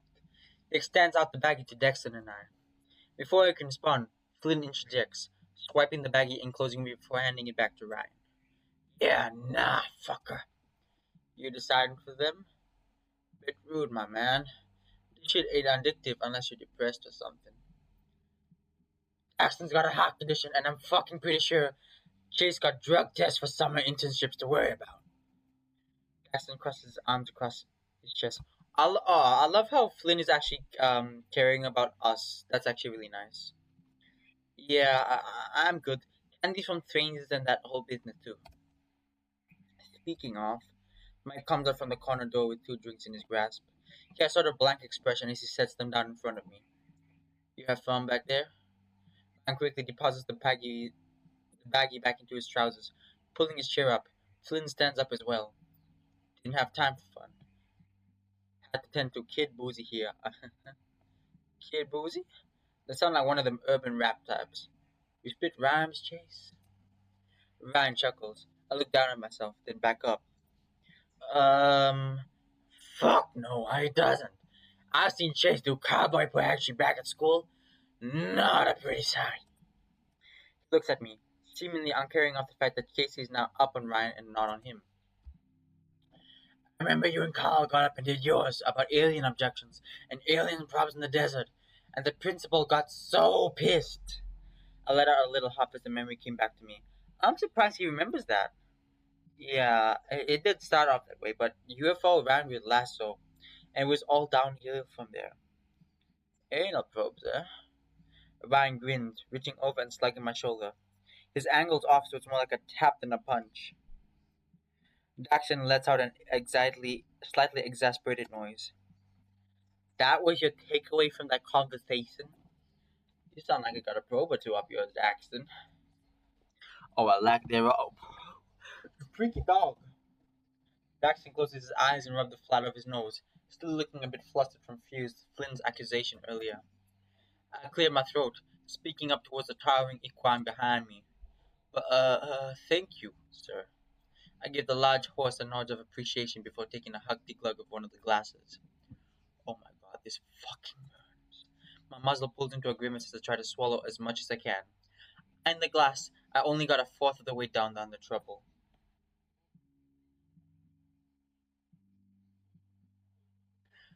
Guess I'm the designated driver now. Ryan thumbs back towards the door of the aforementioned smoke room. Hey, you all wanna join? We're good, Ryan. Flynn basically pushes Ryan's back, shuffling the seemingly attached Casey along with. A long silence follows, and all three of us watch there until they disappear behind the faded wooden door. I let out a long exhale, then placed my face in my paws. I don't know what he meant when he said I watched him jerk off. What the hell is he talking about? I can hear the creaking of the seat across from me. Mike must be sitting down with us. I would take it as the highest compliment if someone was watching me beat off. I'm never leaving my room again. I'm assuming you young is also new to this dusky establishment. Is that right? Mike speaks in sort of a southern drawl cadence that's more Bayo than Prairie. If you ain't gonna drink that, kid, I'll gladly finish it for you. I uncover my eyes, slowly reaching for the glass of auburn liquid and bringing it against my lips. The second time doesn't hurt as much, and I manage to swallow another fourth without any tears. Yeah, this is a first time thing for me. How did you find out about this place? He crosses his arms, leaning back in his seat. The chair creaks an audible protest to his weight. I was about to ask the same thing of you. Was wondering what cute pups like you would be doing in a place like this. I got a couple meetings down in Peyton, so I stopped by casino for a few hours with the one I'm batting. So one of them sex applications you download to your cell phone, right? So a grinder. Downloaded that all by yourself, did you? Daxton comments rally. Well, I can't exactly get my nephew to help me out with that one, could I? You could, it'll just be very awkward. Much like this whole night. Daxton staring at the wood grain on the table, tracing it with his finger. Bit rough, yeah? Well, anyway, I was on this sex application, and this fella started chatting me up. The huffy one I was just with. He was also staying at the casino. He suggested we come down here for some fun, so I followed suite. The place was packed with fennec folk earlier. They all went back there, though. He points towards the corner door. So this place is for gay guys, right? It's a gay bar! It's a gay bar! It's a gay bar! That's most probably the case. That okay with you? A slight smile curls up on the edge of Mike's mouth, and Daxton is brought to a brief stutter. Uh, I don't give a care, you know. You do you. I do me. Maybe. Oh, what the hell, Mike?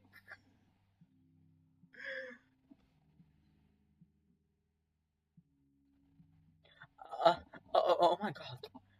Daxton looks like he's been slapped, his tail coiling inward. Mike just chuckles in a bassy rumble. Oh boy, that's right in your curls, isn't it? Did you download all that by yourself? Huh? You sassy little shit.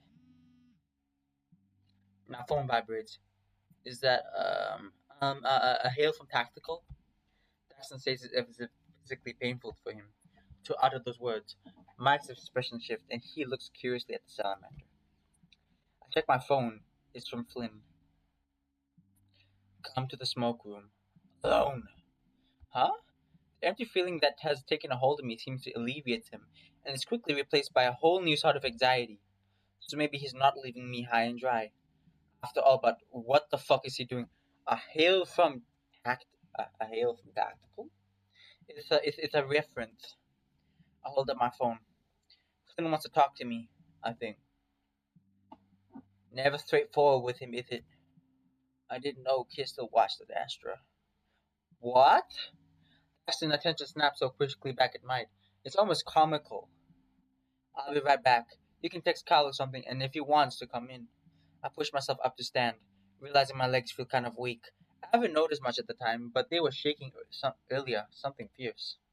There's a no smoking sign hanging from the corner door. A little irony, I guess. With a low breath and straightening out my shirt, I pull the handle and step inside. Don't leave Daxton alone! Daxton, go back to Carl! Oh nah, this motherfucker look creepy. My feet touch what I feel like bears. Why is it bare soil? With a quick check, I realize the floors are wood, just laden with a layer of dust, grime, and peanut smells. The smell of spilled beer, cigarettes, and a sweat is a combination of like the which I've never smelled stronger. I turn and Ryan is only a few feet in front of me, standing in the middle of the room with Casey. They are what? Flynn's next to them, his shirt open and belt under. Oh my god!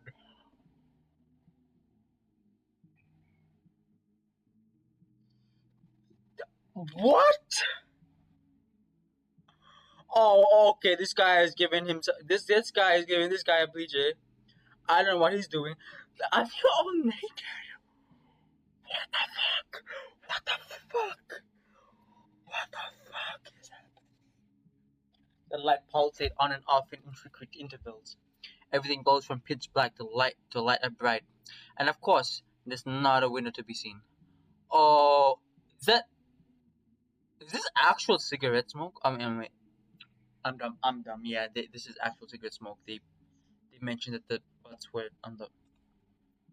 I hear ambient voices around me. A decent amount of people are here, and most of them are complete. Whoa! Okay, did not need to know that. Behind. Okay. I'm not reading that. Delivered to people in dance in a limp daze. Flickering lights make the shape look like rag dolls flailing in stop motion. The light begins to shrub red and it's overpowering to the senses. To much to bear, I grab the end of my tail, squinting through actual smoke. Flynn? My voice comes out more pathetic than intended. The music's so intense I can tell if it's being loud or quiet. I wonder if is this gonna be like a choice coming up? Everything goes black again. I hear a clap and a cry. For a baritone voice. This is what you want. Did Flynn say that? There's a glint of the darkness and I know it's Flynn's eyes. He's not looking at me. His eyes might be aimed in my general direction. Yet he's not actually looking at me. But the guy behind him is. Oh, fuck yeah. Ryan cranes his neck some, looking towards me with a big old grin. His long tail hangs out with the side of his maw. Oh, hey Chase, come here. I've never been beckoned by a guy currently posing beside someone. What the fuck? Flynn turns away from the duo, facing me. His expression sort of reminds me of how he got when his aunt was talking to him sitting at home. His eyes are a little more open than usual, and his jaws are pulled back along the side of the snout to show his teeth. So, you showed up. Flynn limply gestures to his surroundings right as Ryan bucks hard enough into Casey to elicit a hard moan. Casey curls their feet against Ryan's own, the own clothing still on their clothing being stripped. So, okay. Ryan meanwhile is still fully clothed aside from his. Oh no, I'm not reading that. I'm not reading that. I'm not reading that. I'm not reading that. Flynn's attention seems slowly on me, despite everything happening around him. I'm gonna be honest. I would not have sex here. I psychologically and physically would not be able to do it. Firstly, there's smoke. Secondly, the BO from people. Thirdly, it's random people. I am scared of random people. Fourthly, I cannot be in a place like this. This is too much for me. I don't know what the hell is wrong with him. He's waiting on me to say something. I step forward, letting go of my tail. Suddenly, Casey grabs Flynn's shirt, nearly yanking him over. You now. Flynn blinks, turning to speak briefly to the Fennec. Just give me a minute. Play cool. Play cool. In this type of situations, ne- it's good. It's good to run away if you can, but try and act normal. I did my paws into my pocket, pulling on the most lax posture I can manage. Whoa, must be a slow night. Flynn's eyes widen, as if it's of enormous weight had fallen into his shoulders. Aware, yet familiar wry smile crosses his muzzle. He turns back to me and saunters over. His heavy footfalls make the wood creak with each step. He places an elbow on my shoulder and moves to stand next to me. You can't keep your nose in your own business, you know that. Well, I am a journalist. You too. Oh, okay, I'm not gonna read that. I'm not gonna read that. You look like you got it covered. So you did leave that phone out for me to find it. Flynn rolled his head some, as if debating speaking further. Finally, he looks back down on me. Didn't expect you to be my fucking roommate. That was awkward as shit. And now I gotta deal with the fallout of all this when I get home. You're the one I've accused him of watching you master. Yeah, what's happening? Because um we know that Flynn almost like passes out or dissociates. And then we also have the thing where we dissociated as well, and we saw that thing that looks like us in the mirror, and also what was it? The other people that were talking, like Daxton and Carl were also talking. It's just we didn't notice them. I'm pretty fucking sure he did, or at least someone was. He doesn't seem like the kind of person. Yeah, he doesn't seem like the type of person to do that. And you never struck me as the sort of person who would be cool with hanging around a fuck shop like this. Lena backs against one of the walls near the entrance. Looking around, I notice that the clientele seems to mainly fall within two groups: Fennec natives and middle-aged men. Most of them look like generic dads, which makes Flynn's presence here all the more strange. Yeah, Fennec natives. Okay, the middle-aged guys I would understand, but why them? Is it like I wonder. No offense. I mean, like, it's not that the. I know that the culture is based off like a lot of Native American uh influence, and I'm not gonna bring this in, but like, I wonder if if for in this law, like the natives are actually have like a cultural thing or societal thing ingrained into them. What the hell is even this place, Flynn? I feel the gilly's weight shift after me as he shrugs. It's as if I know. Fucking something though, ain't it? It's real. There's a flicker of the grin on Flynn's face before the light comes back on. It's real something, alright. Ryan showed me it a long while ago. It was so fucking gross. There was this four old ass beavers with balls onto the knee. What the fuck is happening? Rutting? Ugh. and you came back. Why did you come back? Hey, ain't fucking risky ass Pueblo with his 12 gay bars within 10 miles, equipped with cheap beer and blowjob dispensers. You get you get bored and lonely. Flynn grunts, and I feel his weight on my shoulder. It intensifies him. So Ryan's your friend? Flynn fidgets. The music gets loud for a moment, so we don't speak. He's the friend that's not going to be leaving in 3 days. So he's the friend. A pang hits my chest at the reality of our situation, downs on me. I go quiet. I thought, fuck it. I might as well get all the baggage out and show you what I'm apparently all about and shit. You all about seedy sex clubs? Well, it's just I can't exactly go telling anyone else in the group about this shit. Oh yeah, Jenna, I was about a bar off the res and was fucking some of your people the other night. How are you doing? I find myself snickering, though coughing a bit from the smoke. The people smoking inside at the lack of the adequate ventilation are making my eyes water. God, she's already furious at you. DJ, do you know what sounding is? Before oh, no, no, no, no, no. I laugh again, covering my. Nope, nope, nope, nope, no, I'm not reading that. Nope, I don't want to know about that. I don't want to know about that. I don't want to know about that.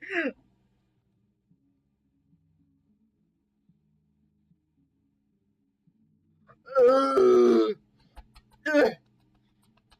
Ew, ew, ew, ew, ew, ew, ew, ew, ew, ew. Ew, ew, ew, ew. So that's where my missing hand has. Nah, that was.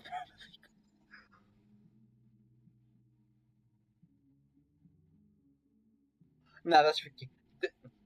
That's Ricky. That's Ricky. No, no, no, no, no. I'm not reading any. No, no.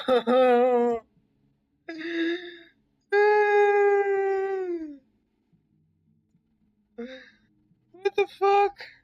He's 6'7"? This motherfucker is 6'7"? He's taller than Leo. Leo is 6'4", and that's already tall as it is. This guy is 6'7".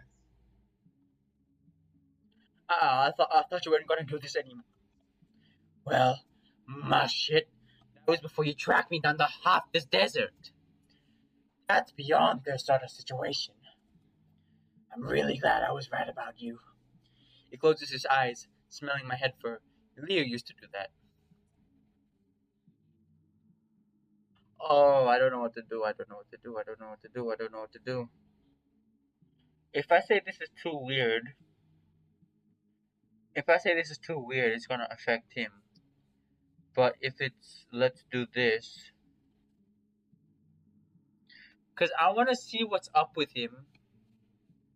I want to see what's up with him. So I want to. I might as well go through it. I'll power through it. I'll power through it. I'll power through it. I'll power through it. I'll power through it. I'll power through it. We already had sex twice. So what's the difference between this? What is the difference between that? What is the difference between this? This is.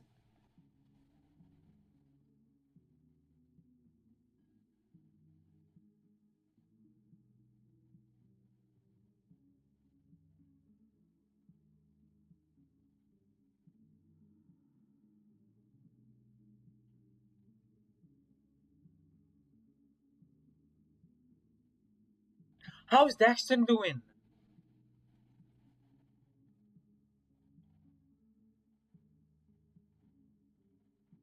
I mean, you're an omnivore. Well, both. Well, he's a carnivore and you're an omnivore, so you are technically a predator. The healer removes his shirt, never taking his eyes off me. Out of the same, try not to imagine the living eyes in clustered groups around us. This is for him and him alone. I can hear him breathing, even with the music. He's practically panting. He wants it. He wants me. I step forward, reaching for him. That's when my foot catches something hard. I hit the ground like a sack of spuds. Pain shoots through my ribcage and my whole torso is quartered in what looks like a slurry as cigarette ash and peanut smells. It smells so much worse up close. I glance up. There's a raised platform that Flynn was resting on, and I must have tripped on edge of it. As the light strobed scarlet, I see frame like flashes of Flynn's approaching eyes wide and teeth gritted. Fuck, are you okay? You just ate shit real hard. He seems to notice the spatters on filth on my front. Probably literally too. Oh, ew. I hear some chattering behind me from voices I don't recognize. He mentioned something about an otter. One of them laughs, another one of them moans. I try to ignore it. Ugh. Yeah, I'm okay, I think. Flynn offers an orange splotch hand. I grasp it. I can still salvage this. I try to go for a soft spot again, but he takes my free paw in his. Next thing I know, I feel the warmth of his breath on my. Okay. Flynn worms his talon into my mouth and I bite on it. Okay. He rumbles and I hear the audible thwap of his large tail swatting the turtle. It still tastes like the cheese, bread, and beer from. Okay, that's funny. I can do this. I wiggle one of my paws free, grasping Flynn's. With some coaxing, Okay. Okay. Okay. Jesus. Don't worry back now. I said, I think, okay. Okay. Okay. Okay. Okay. Okay.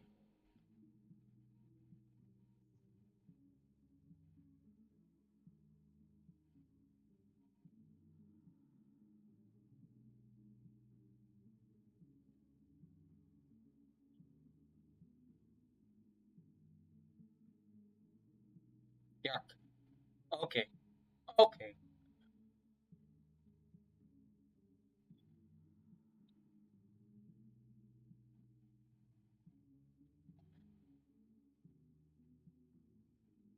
Really nice ambience here. Yeah.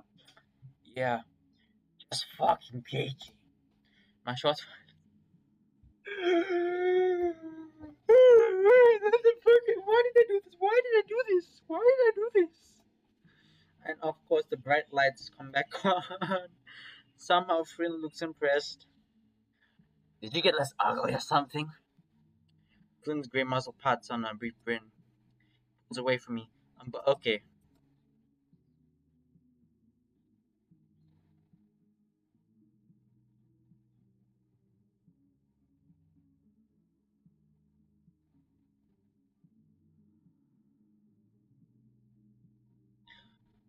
Okay. Okay. Okay.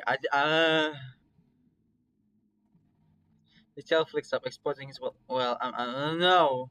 No. I'm not reading that. Oh my god. He swears. What the fuck? What the fuck is this game? What the? I know it's 18 plus, and I'm so glad. I've heard other VNs are a lot more explicit than this. Fuck me, man. Heh, that oh my. Okay, okay, okay, okay,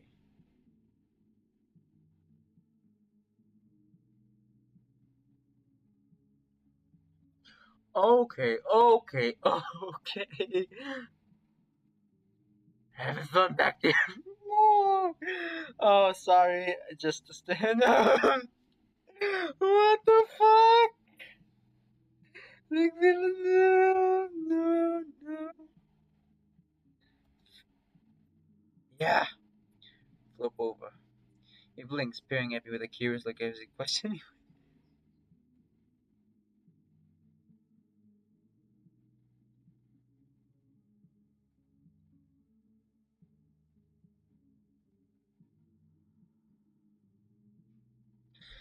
Ew, no, no, no, no, no, no.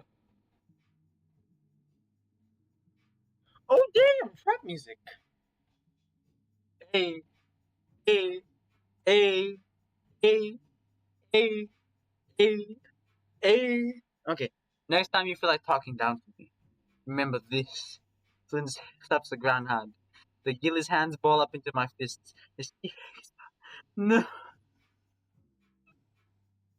he sweats. He sweats beneath grit. Fuck yeah, Bill Chase. I think I hear Ryan winning us from across the room, but I don't care. Just him and me, and that's all that matters. I haven't felt something like this in years. I come to a full hilt inside of him. His eyes shift from a wild gaze to a beckoning, half-lidded stare. I lean forward in case feeling his texture on his tails upon my tongue. Someone comes up behind me and rubs as I begin to roll my hips, pushing in and oh, okay, okay, okay, okay, okay, okay, oh, okay, oh.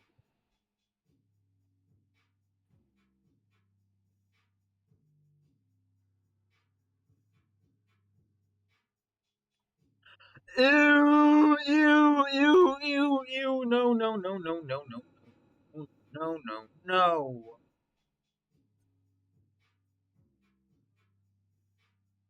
Ew, no. No, no, no, no, no, no, no, no, no. No, no, no.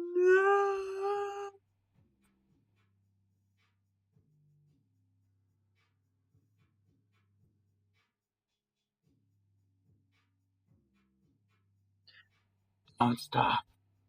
His free hand grabs onto my chest for the large gila trying to keep me put. The foreign voice behind me now sounds more tense. It calls me.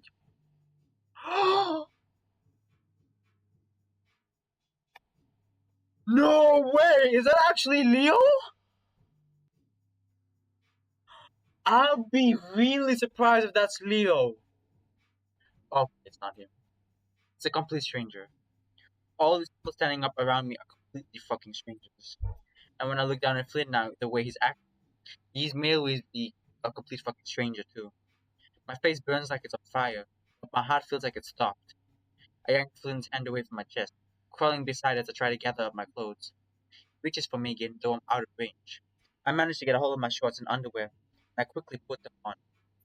My shirt is missing though. When I looked up, I spot the familiar blue fabric in one of the equin's hands. He's wiping off the.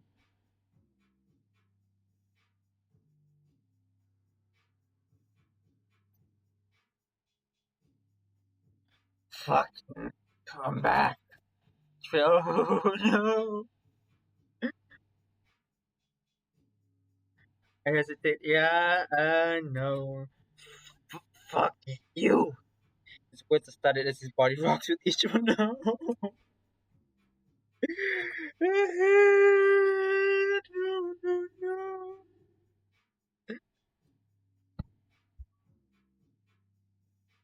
Friday?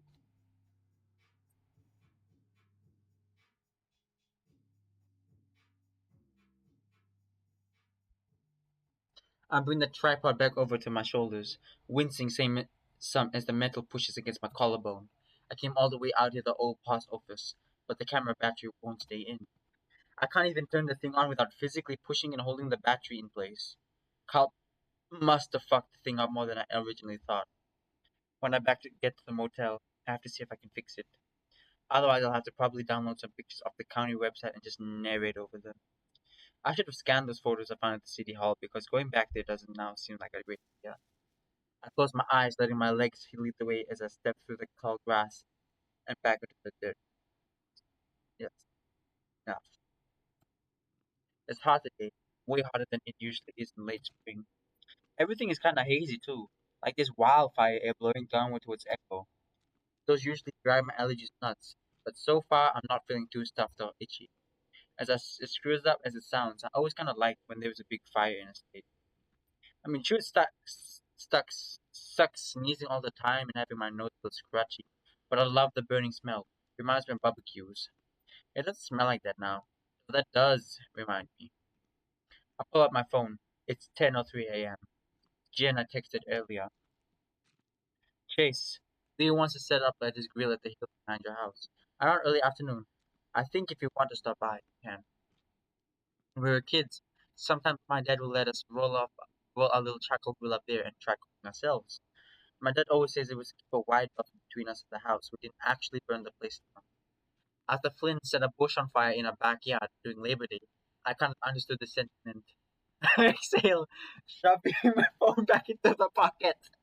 I know this is very sad, real and a reality, but like I can imagine like an eight imagine I can imagine like an 8-year old just like trying to set up something like a barbecue and then it burns the entire state down. Interestingly, Leo decides to schedule it while Flynn's still working. I put my thumb and forefinger above my muzzle and press at the space between my eyes. A stiff, smelling the faint scent of mustard ash that seems to cling to my fur even after the shower this morning. Yeah, yeah. I feel like you have to wash twice as much because and Jenna and Leo can probably smell it. And just like that, my blood seems to cool. I get that weird stuttering feeling you have in your heart when you remember something you don't want. Last night doesn't seem real. I can't believe shit like that exists. Just past where I grew up. How long has it placed all around? Doesn't even have a name. I searched the address for some more when I got home, but I didn't find anything online. I mean, I've been in gay bars before up in Peyton, usually because some girl I'm friends with drags me there. But nothing quite like that. At least Daxton seemed to not hate it completely by the time we left. Is he okay? Turns out the middle-aged horse guy was an old Astra, the term for people who really like a Astra. Daxton and him hit it off well while I was away. I'll be really happy if it was just a platonic relationship. I'll really be happy. Carl, meanwhile, was already passed out in my car by the time we got back. It was an awkward car ride home. A strange sense of sad nostalgia takes hold of me as I approach the faded white old brick structure that was my home. The white picket fence that surrounded my exterior is all but gone now. The few remaining posts are scattered all over the yard, some half buried in the loose barren topsoil. Remember Dad always made me paint it every summer and I pitched a huge fit because I hated it. Working in 110-degree temperatures with scrawny bramble getting stuck in my pads, not to mention the dirt on the paintbrush. Dad never was happy with how it turned out, anyway. He'll yell at me for laziness and doing a poor job. He claimed I have no aptitude for work, first placing the blame on me playing too much video games. Then Leo. People are supposed to have a sense of satisfaction in their work, but every moment away from an escapist diversion seemed to make me miserable. I cool myself up in my room with big ass plug-in fan, watching TV, daydreaming about fictional guys, and eating just an absurd amount of cereal. I remember eating cereal and family allowances, cartoons and cereal. I'm trying to sing a Kendrick Lamar song. A sigh as I walk over an old plot where Mom's garden used to be. Oh yeah, your mother used to garden. According to City Hall, the place is abandoned and condemned now. I step up to the window of my old bedroom, squinting through the dusty glass and spying the familiar turquoise shed carpet inside. All the furniture is gone, and spiderwebs hang from every corner. There's some graffiti on the wall as well. A gang sign, something that looks like a crooked red number 8. Seeing it, I'm left with a feeling of unease, like the sanctity of what was once mine has been taken away. I don't exactly pine for the days of being stuck in there, but there's this overwhelming pang of awareness that those times have passed and are never coming back. The worries I had growing up are gone, and replaced by these visceral, very adult concerns about money, jobs, debt, and I'll never have a group of friends like I did back then. A sharp whistle breaks my train of thought. I spin around to see the silhouette of two figures up on the hill overlooking the house, Leo and Jenna. After a moment, TJ walks up next to them and waves. TJ's! I lift my paw up, offering a limp wave in return. Next thing I know, TJ is making his way down the slope, Leo right behind him. Jenna follows shortly after. Chase, it's good to see you again! The lynx looks tired, all things considered, the tips of his fur tinged with the orange dirt of the area. Still, he's been beaming at me regardless. It's good to see you too, actually. TJ cocks his head. Actually? I blink. Yeah, what do you mean by that, Potter? Yeah, you freaky ass wolf. I mean, I can't really say anything now that I chose that option. He has a stern voice, his eyes hard upon me. I mean, you know what? A smirk appears at the edge of the wolf's muzzle as it steps up to me, slugging my shoulder with enough force to sting it a bit. Well, astonishingly, it's good to see you swell. I wince a bit from the blow. Leo reaches over and rushes my head for. Sorry. Grins a bit awkwardly. He seems cheery. Overall, it's hard to believe he's the same Leo that just yesterday was I was hiding in a bathroom cupboard from. I try not to look too tense. Next time, hit him hard. Jenna gives me an edged look, but there's warmth through her eyes. Jenna? She looks at me over, then glances towards the road. I'm surprised you didn't drive. We found the picnic table in one of the yards of the abandoned houses. We set it up over there. He points to the base of the hill slope, where sure enough an old wooden picnic table sits. And TJ was okay with this. The lynx frowned, digging his toes into the dirt. Well, as long as we put it back when we're done. You're becoming quite the rebel, TJ. I managed to smile at him, looking slightly aghast, though Leo chuckles. We should put the hot dogs on the grill now. The bacon won't take as long. Jenna turns, making her way over to the table. Beside it, a green portable propane grill, like the sort you would use for camping grills. On top of the grill are a couple of Ziploc bags. We're gonna grill up these fancy pepper jack hot dogs we got in Vietnam. And some applewood smoked bacon. That's some. We even got some tofu dogs for Carl, just like old times, yeah? I hope we've gotten better at cooking since then, but where's Carl? Leo shrugs, TJ chiming in. Maybe he slept in. It's kind of early for him, I mean. We make our way over towards Jenna. Leo's tail was wagged slightly as he walks. I set my gear down and peer at my table. The thing is dirty as hell. Probably over a decade of dust and with it etched into the woods and metal. I can't remember what neighbor this belonged to over the years. There were so many. Usually hippies or retirees seeking to get away from the hustle and bustle of urban and even suburban living. Most became rather disillusioned with the idea of actually being some lovely desert escape after about half a month living here, though. I glance up at Leo. He looks back at me. He's taken the hot dogs out of the packaging and getting them stuffed up from the grill. The wolf doesn't say anything, neither do I. He keeps making the same faintly awkward smile whenever I look at him. TJ and Jenna have sat down at the table and I dig into her wet backpack. Jenna takes out some paper plates, setting out a small stack and weighing them down with rocks so they don't. That seems kind of hygienic. Don't worry, we won't eat off that one. She looks up and over at me. We'll just give it a chase. TJ frowns and shakes his head. I sigh, furrowing my brow some. Look, I'm sorry I haven't been around this much this whole time.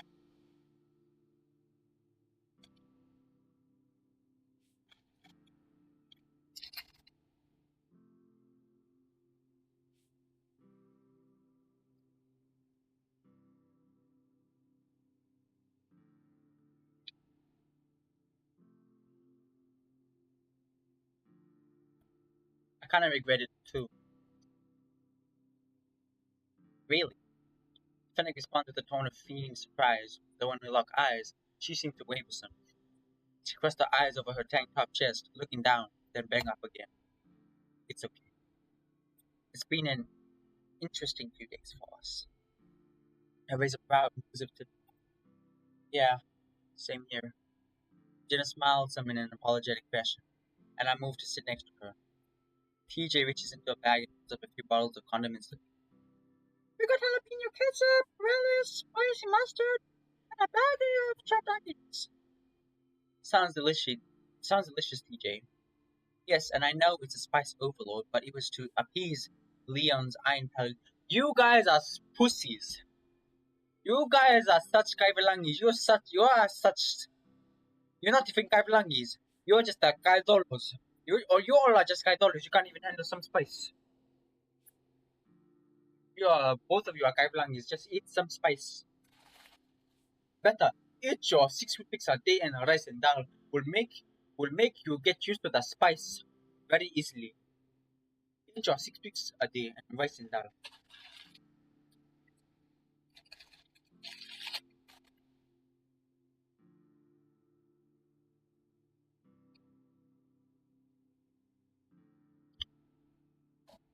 Hearing his name, Leo waves at us. I read an article once that people who like spicy foods have masochistic tendencies. I am a kindia. Am I a masochist? No. I am a kindia. I live with Fijian people who also love to eat spicy food. I live with Chinese people. I go to churches and I go eat a chicken chow mein. Not even chicken chow mein. I eat a chicken chop suey. Everybody loves the chicken chop suey. You are just psychotic, Chase. Jenna rolled her eyes, glanced at Leo, then back to me. Only if you can confirm that Leo's case. As for the article, yes, I've heard that before. It's pop psychology based off survey statistics.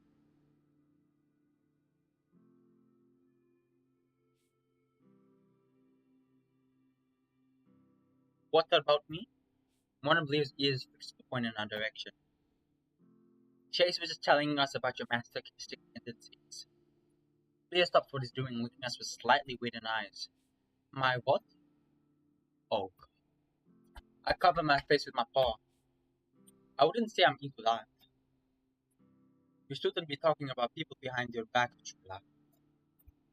His face is teasing me, stretching out some aluminum foil on the grill and placing the strips of bacon on it.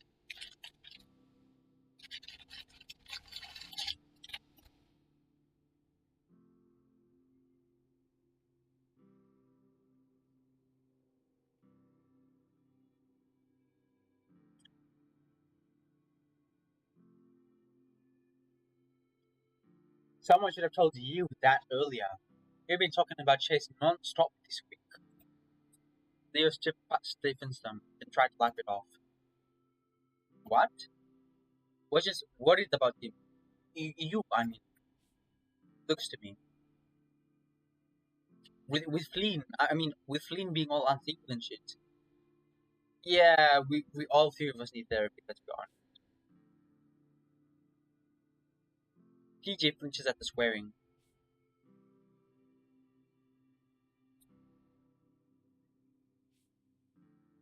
I rub my arms apprehensively, peering at Jenna. What sort of stuff was he saying about me?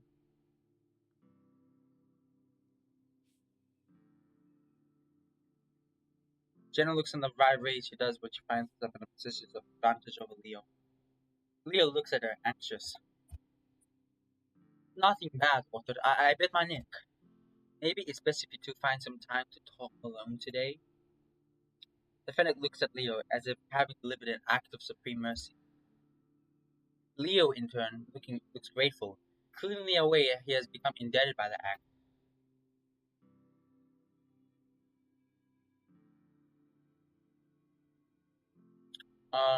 Right, I think we're planning on that anyway.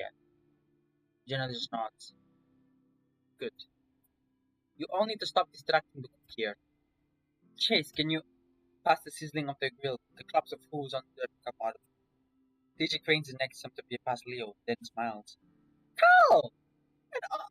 Hi! Is it Daxton? It's Daxton! It's Daxton! It's Daxton!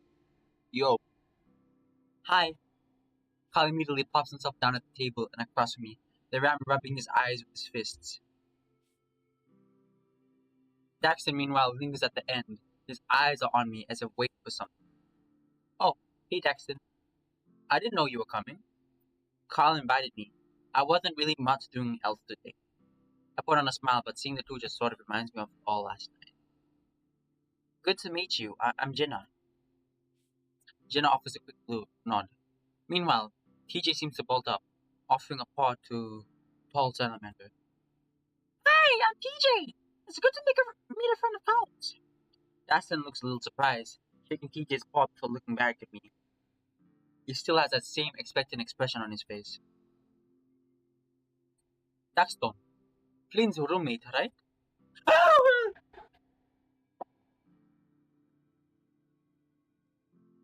Wolf jump scare. Yeah, I'm gonna. Wait, you all look familiar. Leo squints. You, you're the Vespa guy. Daxton looks back towards the road. Yeah, I drive a Vespa. Why? Leo lets out a human noise, rubbing his brow with his free paws. He grins.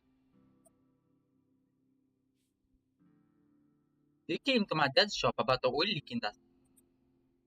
Daxton blinks in realization. Oh, uh, Alvarez Mot Alvarez Auto is up in Peyton. Yeah, I went there.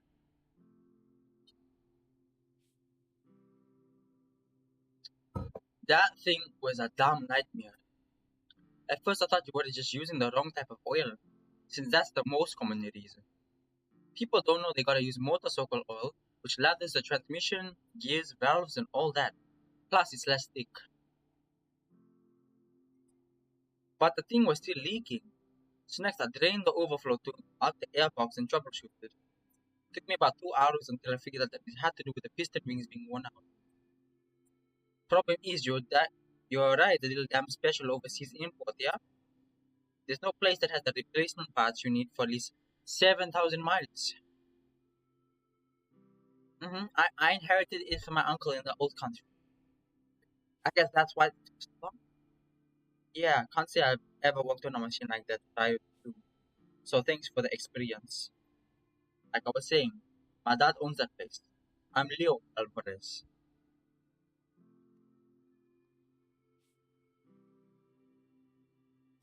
Leo extends out a paw, though with less gusto than Leo. Do not trust this man. Look at how evil he's looking at. Look at how seductive he's looking at you. I see Daxton's gaze at me, his lips putting a bit tighter on the smoother face. He takes the paw, shaking it. Leo pokes a brow. Judging by the look on your face, you've heard it of me. A wee bit. All good, I hope. Huh? Leo smiles lopsidedly. Not really, but whatever. This punch listed as a collective irk for most of the us. The salamander withdraws his hands and Leo looks a little gobsmacked. Uh, your roommate is Flynn, so I guess that's to be expected. Daxton shrugs, then moves to sit at the table next to me. Chase, if you got a minute, could we talk later? Sure. The salamander looks grateful but doesn't elaborate further. Leo, meanwhile, stands there rotating the spatula in his paws, with his eyes on the dirt. After a moment, he turns, heading back to the grill with an expression on his face that I can't quite make out. Jenna props his chin off the paw, smiling faintly at Daxter. Wow. What? Nothing, just musing out loud. Where are you from, Daxter? The salamander rests his hand on the table, rubbing his thumbs together. I've been living in Echo for a year or two. Before that, I was in Colville, where I grew up. Ugh. Jenna stopped smiling. Colville? Really? What's wrong with Colville? Everything. Colville isn't that place with the lampposts that have little cowboy hats on top of them? Oh yeah, they have the cobblestone streets there. I went for a field trip once. That place is too rich, even for me. They put up those creepy, smiling native mannequins on the sidewalks as decorations, like it isn't grossly offensive noting its history. Oh yeah, they shot that one big western film, yeah. The one with Jack Gyllenhaal searching for his family's daughter that got abducted by the Mesita.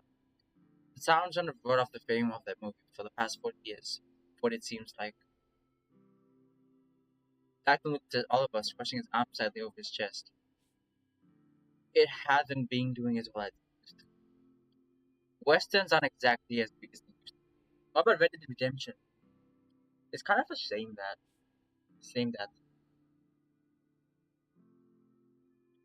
it's not really a surprise noticing how tasteless most of them. Carl shifts in his seat a bit awkwardly. TJ speaks up. Speaking of old West stuff, how goes the project, Chase? Lisa, you could hang out with us because you were working on it.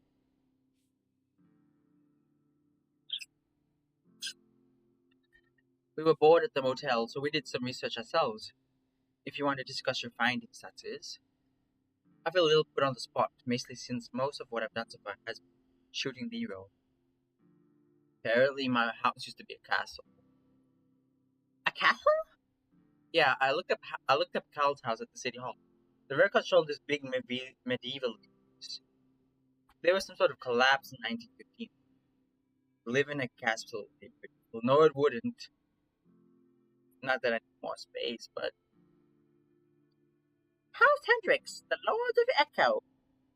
I would watch that though. Probably have too much sex and violence for you. I truly doubt there would be much of the former with one. Oh! Even Daxton seems to smirk a bit, if you say so. PJ flinches at the blue puck that the ship's so tall. Continue chase? Well, like that's the thing. Carl's ancestors founded the town, but I think Lynn's family was the ones who mainly controlled it in the 20th century. There's tons of more names in the record for leadership positions. We were too busy making ice cream, I guess. Speaking of, I'm starving. How much longer, man? He calls out to Leo, the wolf looking over his shoulder. Unless you want your hot dogs medium rare, just a little longer, yeah? Jenna waves off the boys' banter, speaking to me again. That's strange. Noting Flynn's species, reptilians weren't readily trusted by majority society in this country until relatively recently. So it's like an allegory for black people. I'm not sure whether it's relevant to what I'm trying to cover.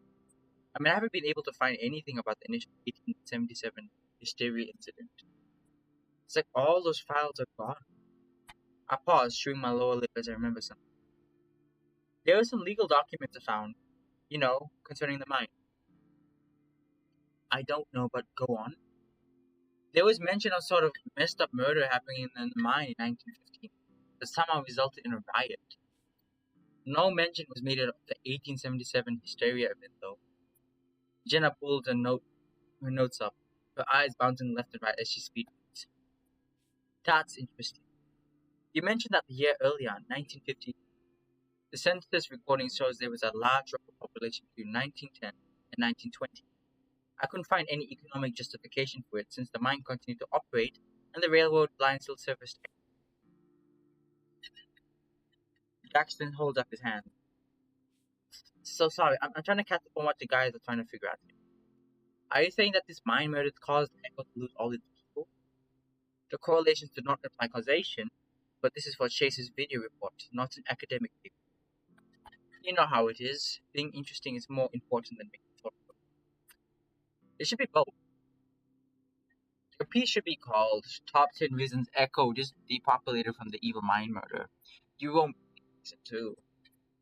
Like, throw some boobs up on the thumbnail image and post it on the Weblo website. I frown. I'm used to hearing how the internet age has made modern journalism sort of a joke, but it still stings. This isn't for the website or anything. This is just a class project. And it matters even less, dude. You're not even getting paid. Hell, you're paying them thousands. They should give you some slack. I need to build up my portfolio because right now, all it has is a fluff piece about the Pueblo's GSA's pride concert. You still got a few more days, Chase. It isn't like you can't go to your project and hang out with us at the same time. Jackson looks a tad hangdog, speaking up from beside me. I hope I'm imposing on y'all's reunion time. I'll see what I can do, and you find Jackson. The thought strikes me that tomorrow's the day Flynn plans to question TJ. I don't think anyone will be in much about hanging out with her after that. Maybe I should warn him. After yesterday, I don't know if I should give a damn about what Flynn wants. But maybe that's too harsh. Maybe I just don't want to think about it, I hear the sound of heavy steps on soil and the wafting smell of cooked meat fills my nose. Glancing up, Leo's standing over me. He holds up a pair of tongs with a plate of bacon and hot dogs. Buns and booze are in the cooler. As if rehearsed, Jenna picks up a small plastic cooler from beside the table. She rips open the packaging and distributes the buns accordingly. Is it just alcohol in there? TJ sounds disappointed. I got you some juice boxes, TJ. Don't you worry. Yay, thank you! Aw, man. You gotta include TJ in a lot of stuff. He smiles appreciatively. Daxton seems to peer curiously at the links before taking a hot dog for himself. Leo looks a bit reluctant towards Daxton. You guys, eat meat. Daxton's already absolutely covering his hot dog with ketchup. By you guys, you mean salamanders. Leo nods. I finally get a bun and I begin to assemble the hot dog, wrapping it in bacon. Yep, we eat meat. My grandpa used to say that you should never trust somebody who doesn't. Carl looks up. Except for Carl, he's got cool and trustworthy as all hell. The ram tries to force tofu dog into his maw to hide the big smile forming on his muzzle. Jen looks at them curiously, waiting for TJ to finish placing relish on his cut up bun with his hot dog. Carl swallows, speaking up fiercely. I guess your grandparents at least have the bias too, man.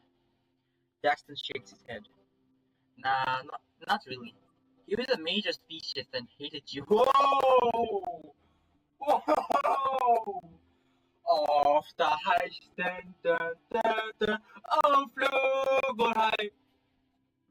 Off the strike, Erica. Your dad would love Elon Musk. TJ chokes on his juice and Jenna pats his back a few times. Eh, his grandpa did. He just stares at them fur-browed and wide-eyed. Mine! Please.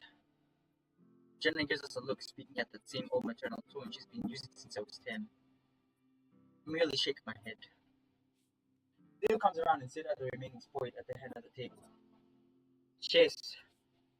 Look up, quickly finishing my bite of bacon. That is my name. I was gonna ask you earlier. I got my speaker set up, hooked to my playlist on my phone. Picked us out some music, will ya? He gestures to a billboard looking thing with his phone sitting out near the grill. Any guidelines? Stay out of the sample music folder. He smirks. What a callback. I rise up to my feet and head over the speaker. I pick it up and squint at the phone screen, the overhead sun casting quiet glare. I see a few playlists on here. Which one should I pick?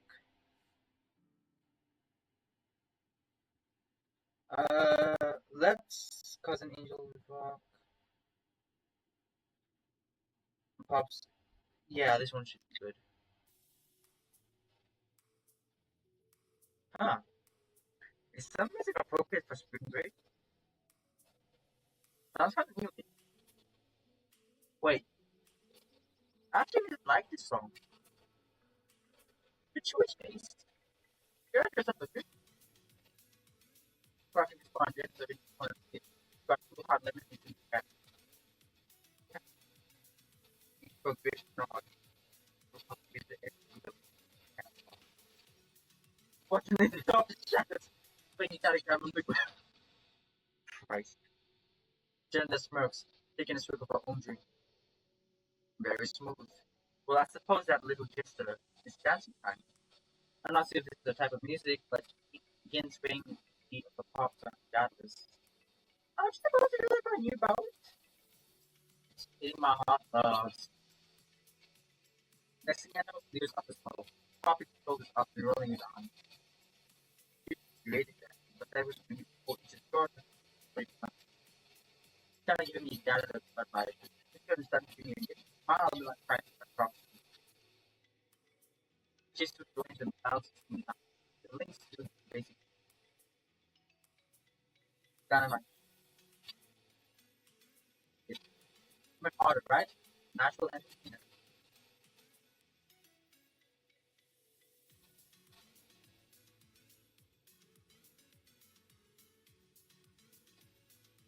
Why not that opinion?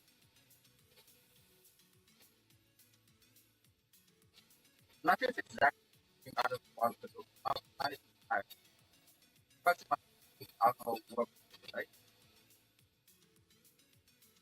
walk up to the school and already had you to on it. Guys, wanna irritate just when you get the bubble head. The thoughts wasn't so feel like a less body belly dancer. Each meanwhile is basically leaning, letting his shoulders float forward. Oh, cool. Feel a bit put on the spot. Both of them looking at the I know mostly give her a kind of two parent enthusiasm, especially with the girls. I just have to make my feet. I will go with my face. Especially the half thing ages. They don't be sending to you guys for them. I'm not sure.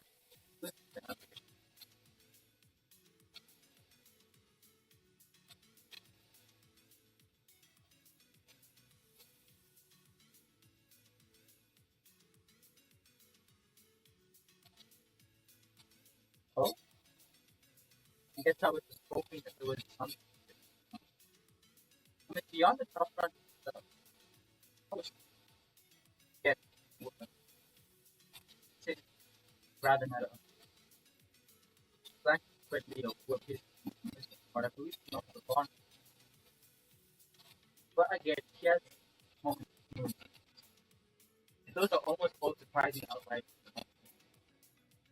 all over the world for guys that think we can change them. That's not how it works. What are you guys talking about? People switching the stomach and try to listen to the music. Then I press him on the shoulder. Then I chase him not getting. Oh! There's a slight whirl leading across. Check, why don't you? God damn it.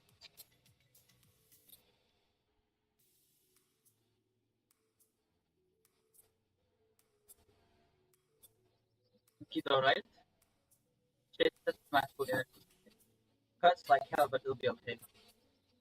Oh no! Here, don't be over the table! Please! Don't put any pressure on me! Yeah.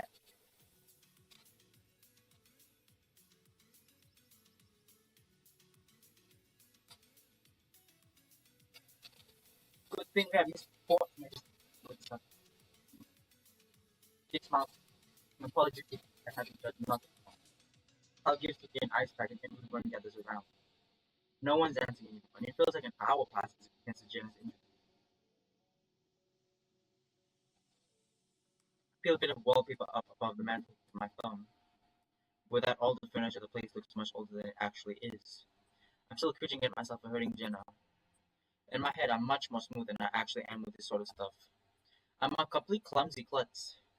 Jenna's not usually the sort to exaggerate an injury for extra dramatic flair, so I guess I was pretty worried. Fortunately, she seems to be doing okay now, albeit a bit limpy. I managed to get in by unlocking the front door with one of my credit cards. The Del bolt never worked, so I guess my parents didn't fix it after I left town. Everything kind of smells faintly familiar, just dusty and without my mom's burning cinnamon incense. It seems to be a constant feature of my childhood. I rest my forearms against the windowsill and let my eyes lull a bit. What the fuck? Freak! What the? Leo smacks his paw on either side of the window, looking at me from outside with a pleased expression on his muzzle. Jesus, man. Same here! I blink. Why are you shirtless? Leo pulls back some crossing his arms over his chest. He rolls his shoulders, a sort of indirect shrug. I think I know what's gonna happen. Well, it's getting hot, especially with all that moving around in Gideon. I give him a dubious look. Yeah, you a hot dogger, right? The red wolf responds with a delighted smile. I heard him trying to change gears a bit. You're not like subconscious or anything? I mean, it isn't like the height of football season for you anymore. I flick my gaze towards his stomach. Leo's demeanor cool as though he keeps smiling as if he's trying not to let that one set in too much. He points up towards my chin. Did you dye that? What, my goatee? Is that what you call it? Yeah. That's a little human grunt. But seems like a lot of work for a little scruff of hair, yeah? I frown, pushing back away from the window. Why do you dye a goatee? Is it like because the fur on that part of the face is white, so it tries to make it look like a goatee? Hey, I'm just kidding. You look, you know, you look very good. Seeing you dancing and all that takes me back. But you are different. He pushes his tongue against the roof of his tongue. Leo's eyes darting from side to side as he tries to find the right words. I haven't seen him like that since we were younger. I wonder if his English has been getting worse without us around. His family really only speaks the native tongue at home, and I imagine it's the same at the shop he works at. Thanks. I'm honestly not sure how to respond to that. What am I doing that's so different? I can't explain it. You're just like you used to be, just less. I feel a sinking sensation within my chest. Leo suddenly snaps his fingers. Mellow out, that's it.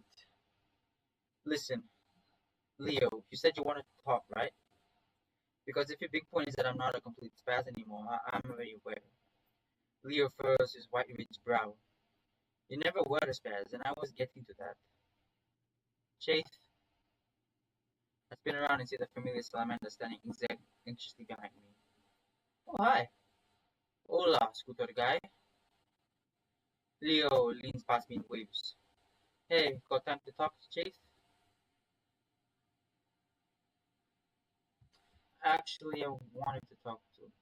Leo for yeah. Okay. I suppose I'll head off then. If I don't see you again, it was good meeting you, Chase. I feel a swell of guilt build in my chest. Oh, leaving so soon? Yeah, I gotta take Carl home. I've been watching him out back and he's just been sitting by himself, not talking to anybody. I can relate. I found but not an understanding. I hear you. It was good meeting you too, Lieutenant Daxton. I managed to smile and he does as well, fortunately. I'm not gonna say I'm beaming out, I'm just gonna walk away now. Of course. See ya. The salamander waves at both of us, backstepping his way to the front door. Let me come around, yeah? Feels wrong to have been looking up at ya. Like the natural order of the universe is messed up. If you say so, be my guest. Great. Leo quickly pushes himself away from the window, darting off around the house. Here we go. Leo steps into what was my old living room, his eyes on his phone. I raise an eyebrow towards him. Something up? Pops wanted me in the shopping page an hour from now, even though it's my day off. What the hell? I guess labor laws don't apply when it's a family? Yeah, fuck it. You know me, I choose spending time with you if it meant getting chewed up by some parentals any day. He shoves his phone into my pocket, smiling down at me at the while. He does enjoy the height difference, doesn't he?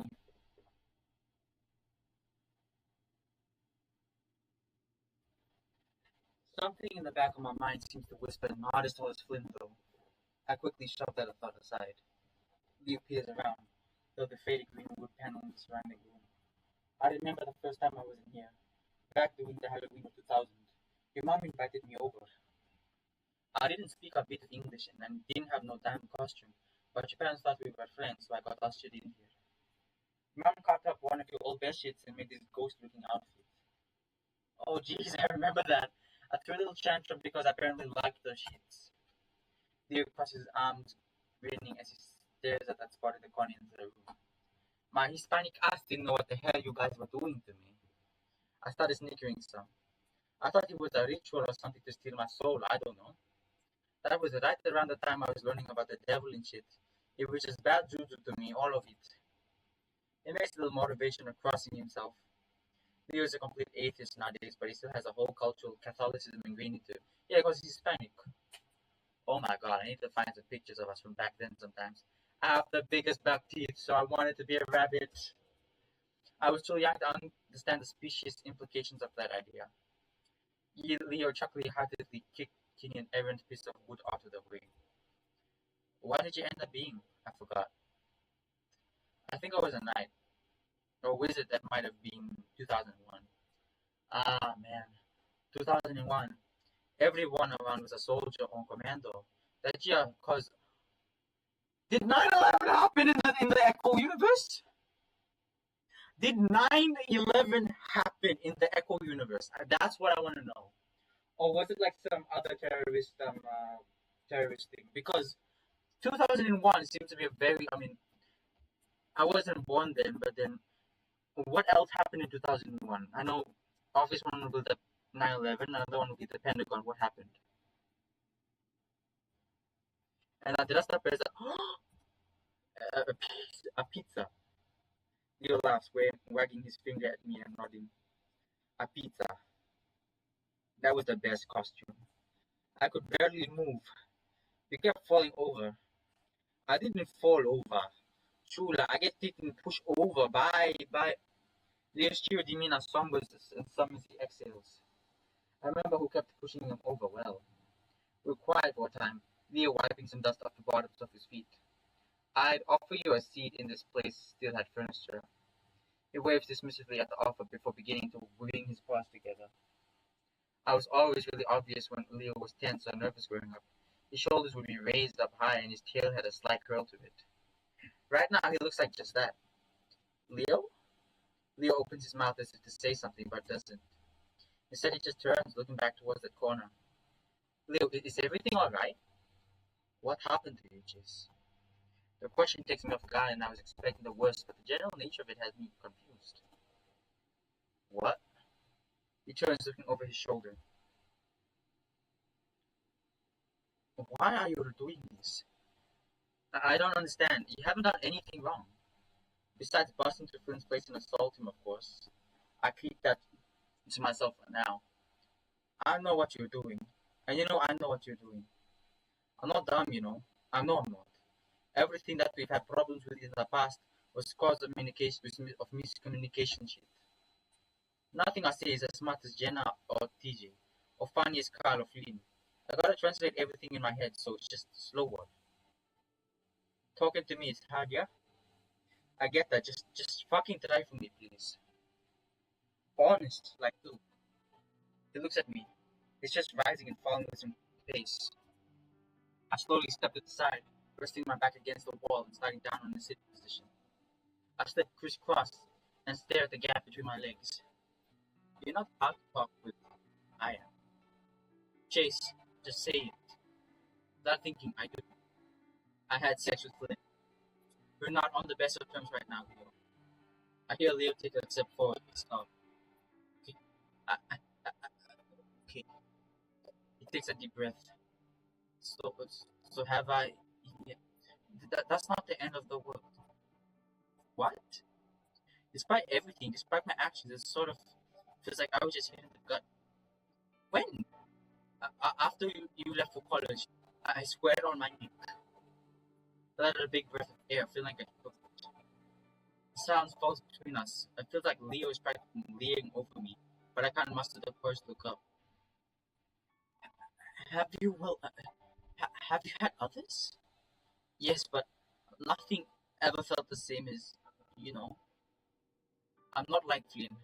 I can't go back to the place outside of town. I just let booze. I tried that, and I felt so wrong and fucked up. It's not the same. What's the point of doing that shit if it's not with your love? And I'm not talking about the whole cultural weirdness, where you got to marry and all that. Because I know how Flynn takes, and I know how I take. It's completely different, yeah? I hear the floorboards creak beneath the feet. The wolf shitting his weight from foot to foot. I just thought you were like me in that sort of way. Flynn, this is nothing. This is just another notch on the wall. You show up for the first time in years, and it's like you don't want nothing to do with me. I get it. I'm good at sports stuff and college stuff, and none of you gave a shit about any of that, and that was fine. Just roll your eyes at me. I just like having my friends around, all of them, but especially another pause. You are like family. Hell, you can't just flick a switch and stop being family. Growing up with the shield we dealt with, Leo, that doesn't matter. And you know what they always asked about? You. Well, you got Flynn and Carl's too. Flynn's, you know how Flynn is. And Carl is not doing too hot. I don't know how long he lasts. Long he lasts? What the hell are you talking about? I don't know what. Just look at him sometime.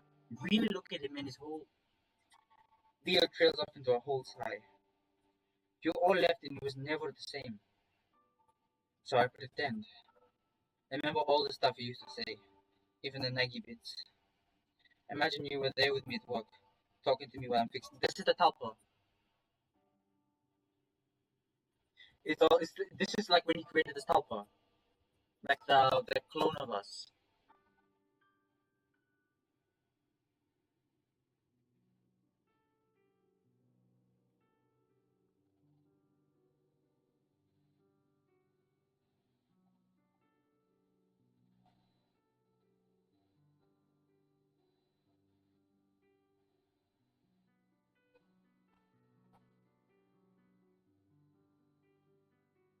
And I pretend at night, but my arms wrapped around you is you. Yeah, that's just actually pretty depressing. Making you little voice you can when I'm roughly around.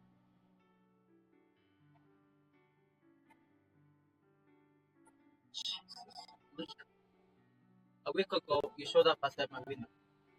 The sky was dead. You said, "Hey, this is the talpa. This is the talpa."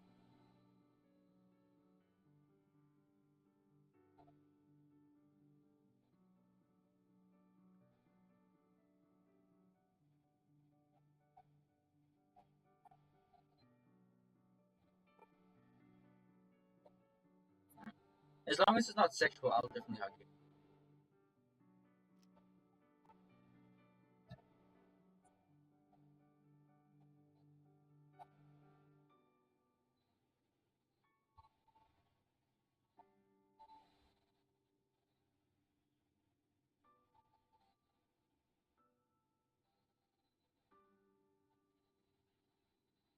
Seems so great here, Shula. I was trying to act like they were, but you know now. I just know if you were here, I could protect you and things would be better. Leo, that might not be true. And I don't need protecting. Leo says nothing. The minute passes. I can hear TJ talking excitedly about something in our backyard, with Jenna chiming in occasionally. Finally, Leo pulls back, looks at me as if about to ask a question, but seemingly decides he doesn't want to know the answer.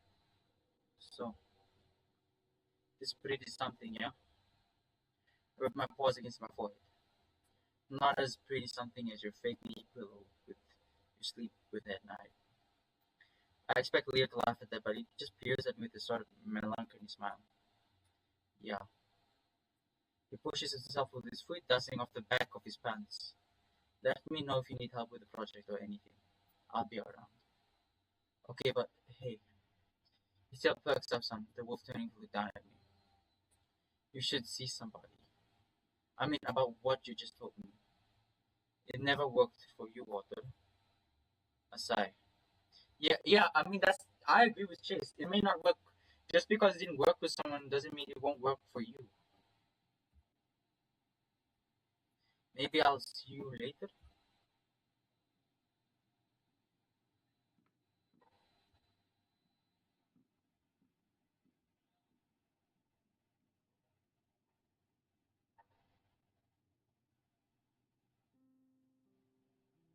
Oh, I never knew mom framed this.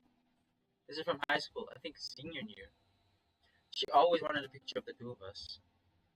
I always thought it was kind of weird how okay my parents were this together. Remember after they found out I was gay, I thought the things would be ruined and I would be, I don't know, normal. Then they sent me a voicemail saying that they loved me and it didn't really matter. You're happy. This is important for anyone. This message is important for anyone. As long as you're not hurting yourself and as long as you're not hurting other people, your happiness is priority number one. Because if you do things that are gonna make you depressed, or do things that are gonna make you, if you do things that you don't want to do and are forced to do things, you need to find a way to get out of that. You need to find a way to make yourself happy. Because life is short, you might as well be the happiest you can be. And I'm not saying that you have to be happy all the time. And eventually, a lot of things can get difficult. Whether you're studying the thing you like, it can be difficult as well because you sometimes find it difficult to understand the content or whatever, or you have to create commitments with people, or fear of aging, like getting old and like not being able to do things as you used to. So, and you're scared of dying. It lingers at the back of everyone's mind all the time, but we learn to live with what we have. Happiness is really important. No one should no one should be responsible for your happiness. And no one should have the right to take away your happiness. Find people that want you to be happy because they'll be happy that you're happy. I wonder if they forgot this during the move. So I guess it's kind of a weird picture. I wouldn't be surprised if they left it on purpose. I haven't talked to them much lately. I should go. I step outside. The air is still kind of hazy and the smell of hot dogs is pretty palpable. I look over across the yard. TJ and Jenna are sitting at the table. Jen is still holding her ankle but doesn't seem to be pain by it anymore. It doesn't stop TJ from doting her with concerned looks. I mean, I understand. He comes from a sports medicine background, so it's got to be his job one day to deal with situations like this. Still, I feel guilty. I awkwardly sting up to the two, waving my paw. Hey, hello. Jenna nods in my direction, and I find Teacher finally takes his eye of Jenna long enough to greet me. Welcome back, Chase. I'm really sorry about earlier. It's okay, really. She moves her paws from my ankle, holding them in her lap. You just put a lot of weight down on my foot right when I was pulling in a different direction. Yeah, I'm not great at dancing. Used to be okay at it. I remember Leo dragging you to nearly every single high school dance it was. Yeah, I remember that. Sometimes it felt like he was just trying to show me off every possible opportunity. I mean, who actually goes to a winter formal? For better or worse, those days are long gone. For worse, judging by your moves. There's a small dog at the corner for more. I can tell she's just joking. See? Now that I'm stepped on your foot. Chase? I'm just kidding, TJ. Same here. Anyway, I'm surprised she was so comfortable walking out around in there. I glanced over at my shoulder, looking back at the weather-worn house. How? Why? The spiders. You're still afraid of them, right? I've been trying not to think about it the whole time, actually. Felt like there were lots of them in the house, even when I lived in there. And I was with my parents' big bug bombing the place every month. I was just the urge to reach down and rub my feet, in case there were any walking around in my fur. Not like deathly. I crossed my arms over my chest, tugging some at the fabric of my shirt. Right, of course. TJ snickers some. Jenna pulled out a phone, beginning to tap away at the digital keypad. By the way, we found something that might help you with your project. Oh? It's in my purse. Could you grab it? Sure, what is it? Jenna doesn't answer, continuing her texting. TJ, meanwhile, seems to be grinning at this empty ketchup-covered plate. Jenna? I move over to the purse, unbuttoning the main flap. I've always been a bit wary about going through girls' purses for obvious reasons. The first thing I noticed there is a piece of folded paper with Chase written in all capital letters on the top. It looks like there's something wedged inside of it as well. Curious, I pull back the top of the paper and I feel something fuzzy against my paw pads. Then a bristling sensation. Thin, prodding fins tickle the lip tips of my fingers. I squeeze one and I yank it up. Dangling before me is an orange and black tarantula, its lip bouncing from sudden pull and force. Jesus fuck! She pranked us. Yeah, this is the prank that she. I like how as I go through more of the routes, there are like a lot of. Again, I said this. There are a lot of story beats that actually coincide with each other.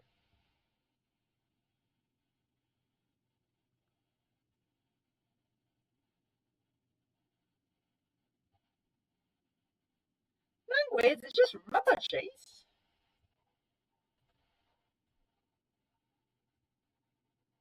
It is actually.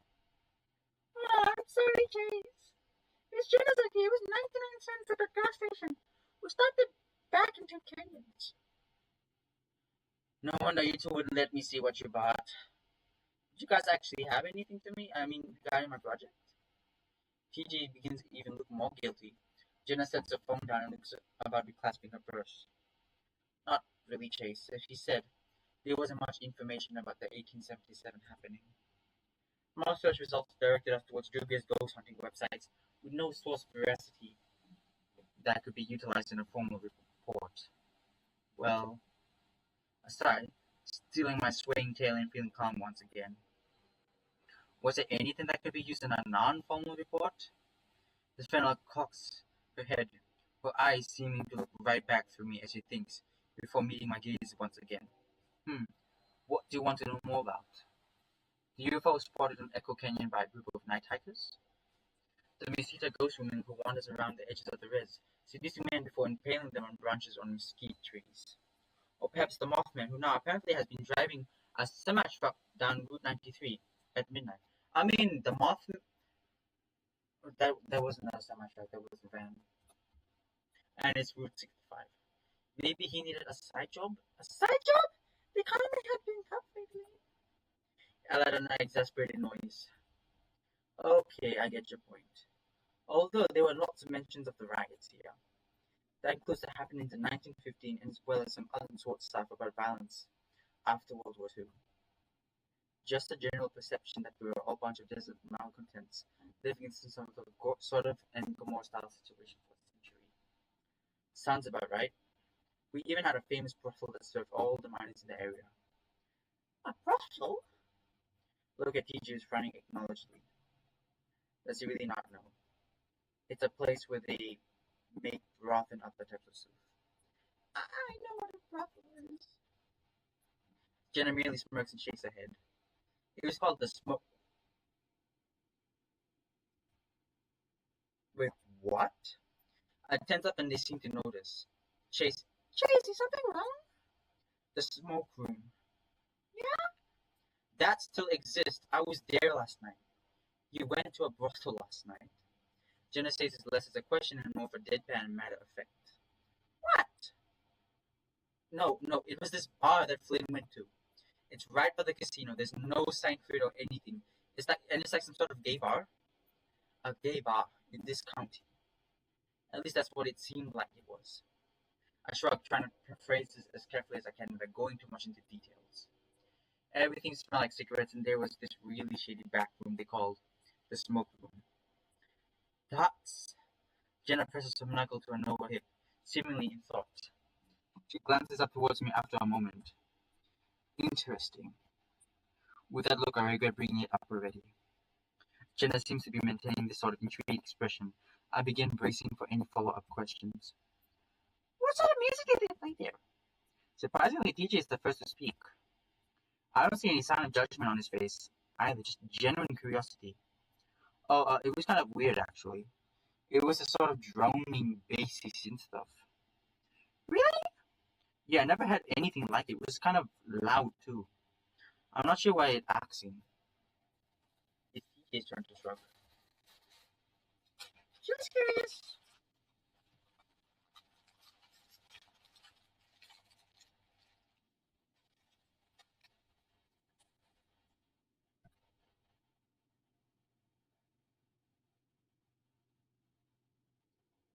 So, you went to a gay bar with Flynn named after an old famous brothel. Exhale, resting my paws on the edge of the table. It's not like that. Like what? Daxton, Carl, and I followed him after he left us in the middle of the hanging out last week. But it's sort of, well, I think he was trying to invite me to go along with him, in his own sort of way. He left his phone behind, with just one text message on the address. I think he wanted to see I was interested enough to snoop through his phone instead of outright inviting me. It's hard to explain. Oh no, I understand completely. That sounds quite like Flynn. Very non-committal and giving himself something that he can hold against you, if need be, to protect himself from having any semblance of vulnerability. Jenna rubs the bridges of her small nose, still seemingly frustrated with Flynn's behavior. She reaches down, picks up a paper plate from beside her, and shoving it in a plastic bag. I'm ready to head back to the motel. Chase, are you coming? Oh, sure.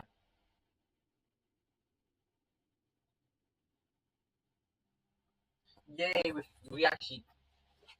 I sit cross-legged on the edge of the table with a notebook on my lap. I started half lining out my script and half kicking because I'm not doing this a lot of preliminary stuff earlier.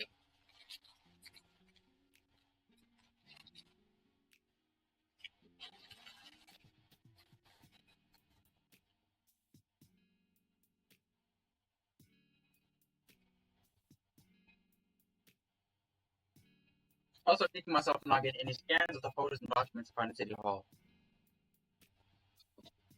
The B-roll I've got doesn't quite cut it. I have the actual historical papers with pictures of actual inhabitants aren't available online right good for my portfolio. At least that's what Jenna said. Kinda doubt they open on Saturday, so I'd have to talk to Flynn. And Flynn still wants me to assist in the whole interrogation he has planned.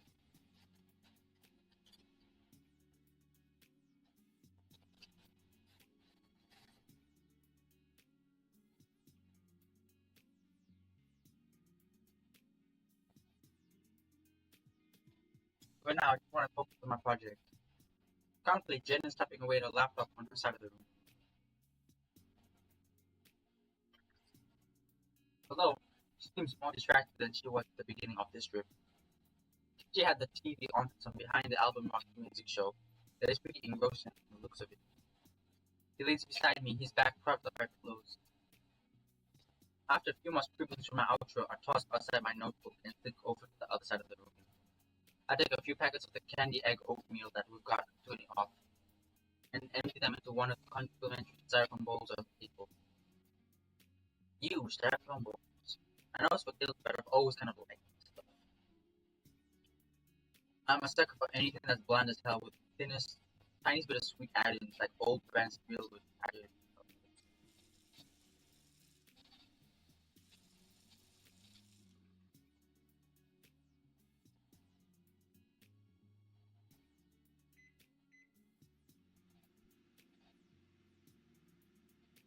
Oh, you're making oatmeal.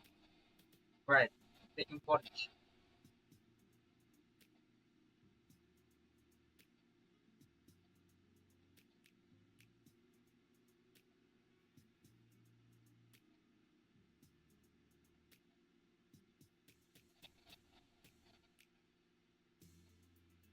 Oh, so it's like where they are now.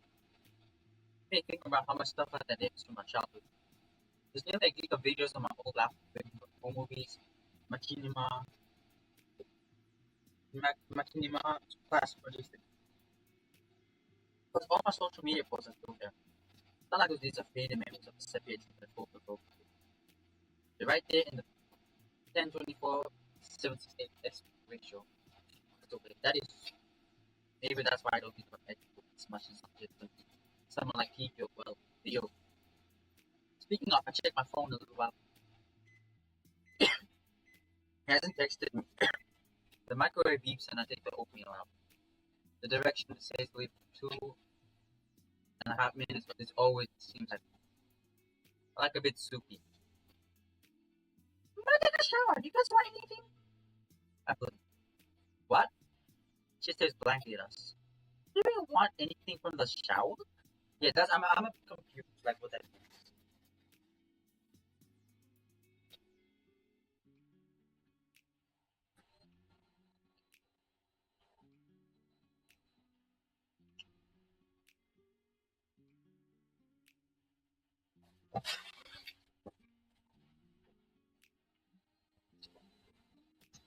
TJ?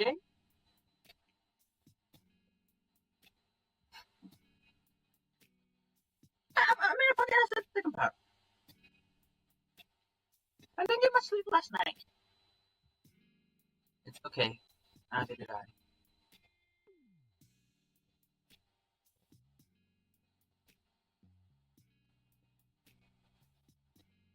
No, we were already pretty much awake. Shit.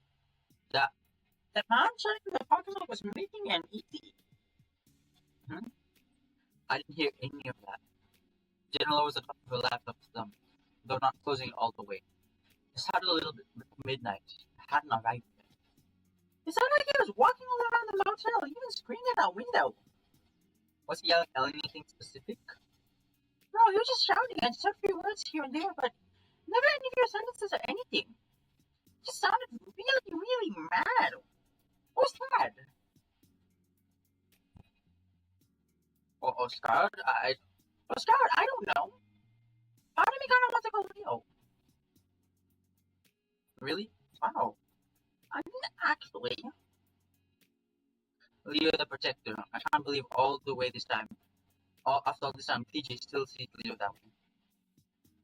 I called police. They said they sent a patrol car, but they never saw someone show. Eventually just left. A little before he showed up, actually. Feels like everyone's on drugs in this town now. How?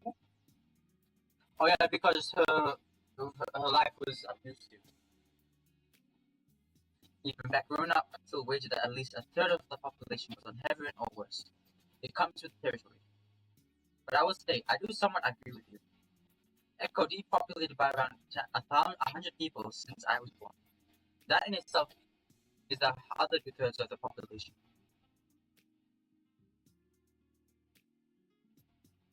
Yeah. I remember when we used to have grocery grocery store. Oh, speaking of, you know the diner after the hike yesterday. Julian works there now as a busboy. Remember him, right? Think for a moment. Was he the green reptile kid who hid himself in the... No, that's the deer. What? No! Then I don't know. Oh, that was Cody. Was it the Cody you dated?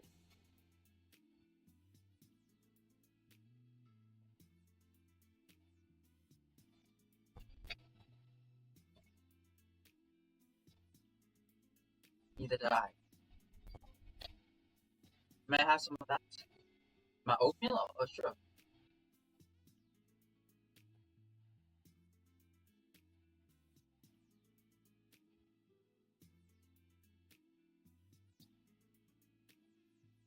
So what was that saying? Oh yeah, Julie was telling me that the dino will probably end up closing down at the end of the year. Oh, that's sad.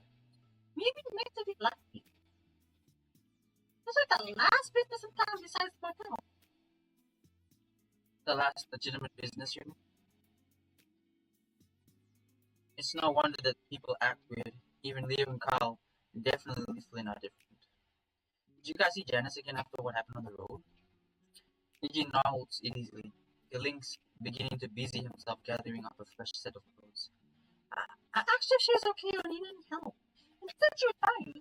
Great even. But she looked really bad. PJ picks up some red pajama pants that had faded like Christmas ornaments in the hair. And I'm not like ugly. I just mean you're sort of grimy and smell like not me. She was definitely on something, TJ. I hope not.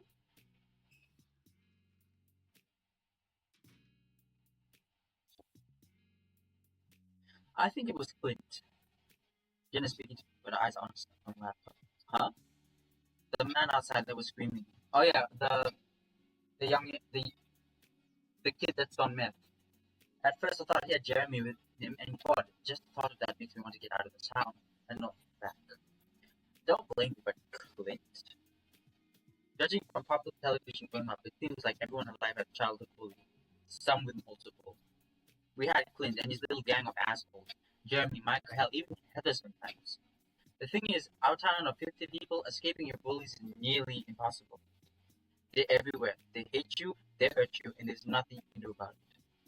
Well, until Leo did something about it. I still remember the squelching noise Clint made that Leo hit him over and over again outside his own trailer. Leo didn't speak any English and they were all a couple years older than us, but that didn't stop him. Don't know how things would have turned out if he hadn't moved here. The voice. It has a certain cadence to it that reminds me of. Hmm?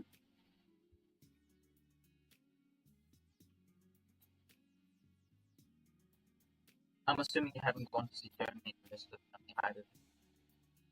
No, and I doubt it would.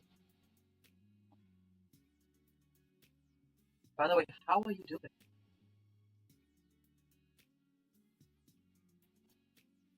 Catch at my glance. She meets my gaze for a moment. I don't mean in general. Any sleep issues?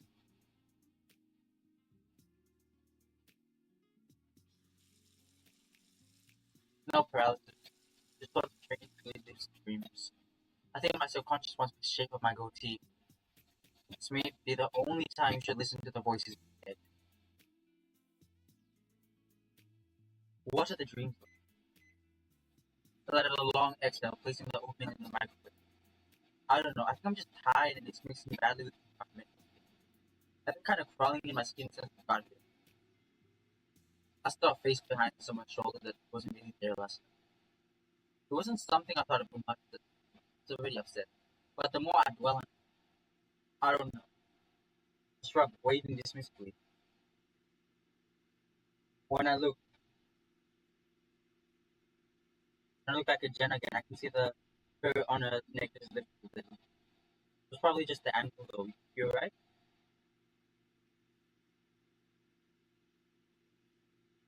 Just made me think about when I was a kid. I haven't thought about it for years actually. Pause.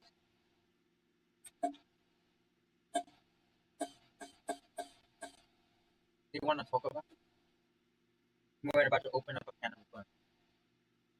traumatized me or anything like that. Well, it was actually, but it wasn't really. Your face? Yeah, it was reddish color. Black. Well, yeah, it had a body, well, but I can't really remember exactly what it was. Did you? No, not really. I didn't. It's not in the sense that I was asleep when it happened. I just see it walking around, like, um, what the hell? It's like real solid memories, like really happen.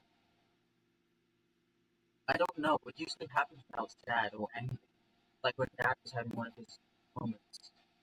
Mentioning that you saw something while you were upset, I just see it walk past the way or sit up. This is the soccer man. This is. I wonder if Flynn has anything to do with the soccer man, because in Theo's route, when the soccer man was about to place in the cave, like it gets switched with Flynn, and when Jenna was negotiating with Heather, the soccer man was there, but Flynn never ever noticed at all. Pretty sure it's just something I was under a lot of stress. The brain can make up for it. Part of the reason I want to help figure this thing out. Do you see it anymore at all? Just quiet for a while and shakes her head. No.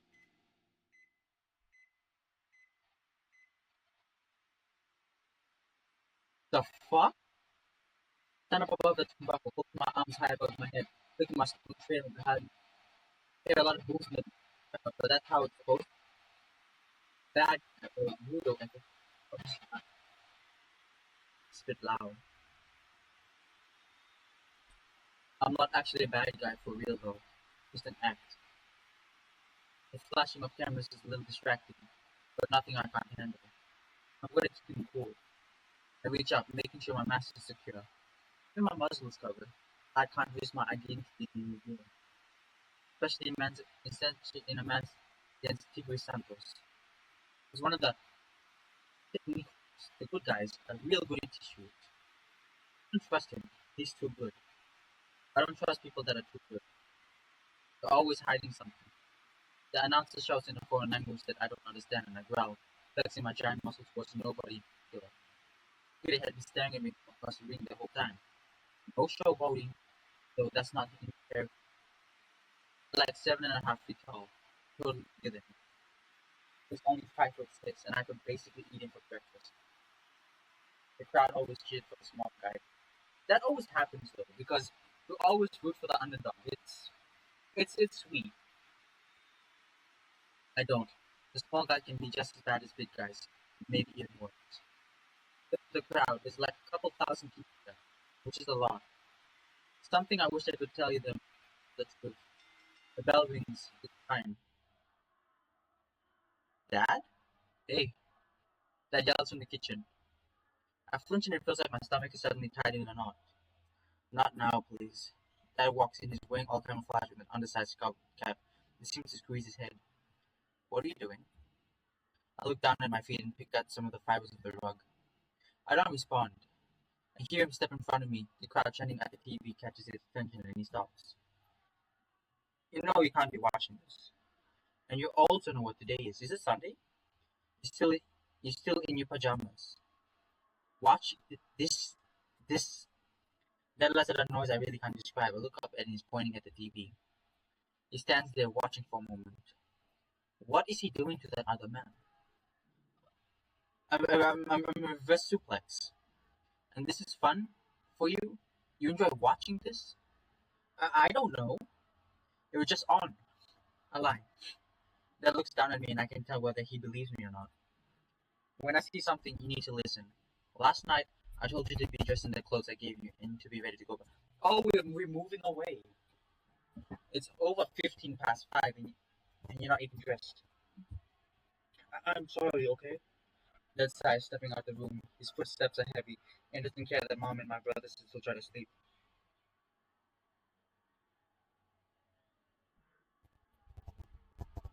Wait a minute. This isn't us. Chase is an only child. He never mentioned having any brothers or sisters. There's also Sydney, who has a father, and we saw his sprite. We saw a sprite of another otter that had camouflage wear, and there's also the fact that it's also mentioned that he's a Mormon. So we can assume, like, the stereotype that Mormon always have, like, are encouraged to have a lot of children. What if this is Sydney? When your mother and I talked about sending you up north to your uncle, we were not joking. Dad? He points again at the TV. And there's certainly no television up there. No violent video games and no adults that tolerate this sort of behavior. I ball my paws up into fists, pushing them back into my stomach. Don't say anything. Anytime you say anything, it makes it worse. Dad looks up at my paws and lets out a strange, amused sounding grunt. What? Are you gonna hit me? Do you want to punch me now? Is this what you're learning? Again, he's pointing at the TV. His eyeballs are bulging and his mouth is hanging wide open. The way his hat tugs at his head makes it even look different. Scratching his features, I don't know why he's wearing it. It looks uncomfortable. I am so sick of your behavior. We are all so sick of your behavior. I feel my breathing start to get shaky. Don't cry. Don't give him the satisfaction. Are you sick? He just keeps staring at me, the same expression on his face. I drop Tigre's torso down on my knees. Dad roars. Is he playing like a WWE game or is he like watching something? No, it's I'm assuming he's watching something. I'm grinning beneath my mask, playing a card or I'll genuinely hate the You may love to hit me, but still love. Tigre has been getting a lot of good blows and blows. Actual blows. His tough arms like nobody's business. He's a little bloody, but that's okay. I'm tough. That's my thing. I'm tough. Really tough. So is Tigre. He's small, so he's got a lot of fitness and can dodge a lot of my stuff. Climb over the top rope and onto the floor mat below. They always keep a few goodies beneath the ring for people like me. Pulling the flap up, I felt, let's go. It's like WWE. This could cause some pain. Up to the crowd as a boom response. Really, really mad. Tigre is still growing in his belly. As I approach, he mutters something in his native tongue that sounds like a bunch of cuss words. Not so good after all, I guess. I take a revenge for all those stiff hits from earlier. The mighty heave, I bring the staff down on Tigre's back. He practically bounces, and a lady fan of Tigre screams. Realizing how hard I'm hitting now, he clamps up to his knees. So I just hit him right back down. That's what you get. Shoulder twitches and he quickly touches it with his free hand, rolling over his stomach more. Hit him again, this time to soft up his stomach. There's no weapon to help him now. Hear him gasp, holding up his paws pointedly, trying to protect himself. I'm gonna hit him with this crotch. Not that there's much to hit. What the fuck? Man, he okay.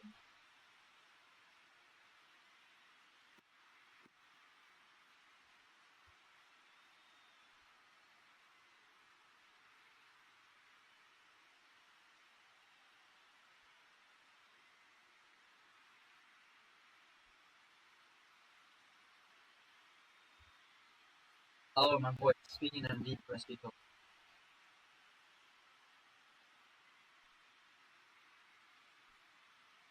Gossip, I'm thinking like what else with the silence. He can put this out. I won't.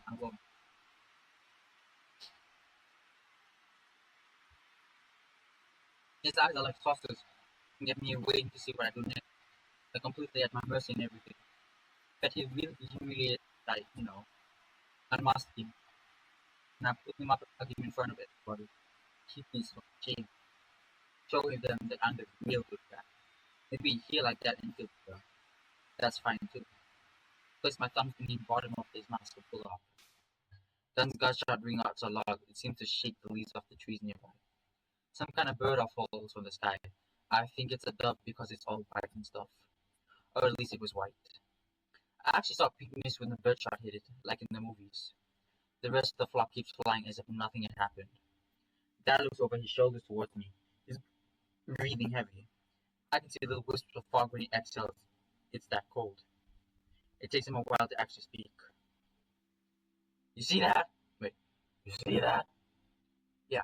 I want to give him like a military vibe. He smiled tightly. I got him. He did. I'm gonna go grab the carcass. You say put, alright, soldier? Why did I say so? Damn, I love the white hair. Okay, Dad turns back, jogging across the dewy grass towards where the bell fell. I adjust myself some and lean against a nearby tree. I wish I was home. My friends are still probably sleeping in, enjoying the warm heated houses and all that. I can't focus here. It sucks, but Dad really wanted to go bird hunting. I asked him yesterday why I couldn't just do it alone, and he and Mom just really get mad. I don't even know what sets them off anymore. It could just be the littlest things and suddenly everything's all shitty. My rifle is kinda neat, I guess. It's a .22. I played a zombie shooting game at Chase's place that had the exact same kind in it. It's really, really loud though.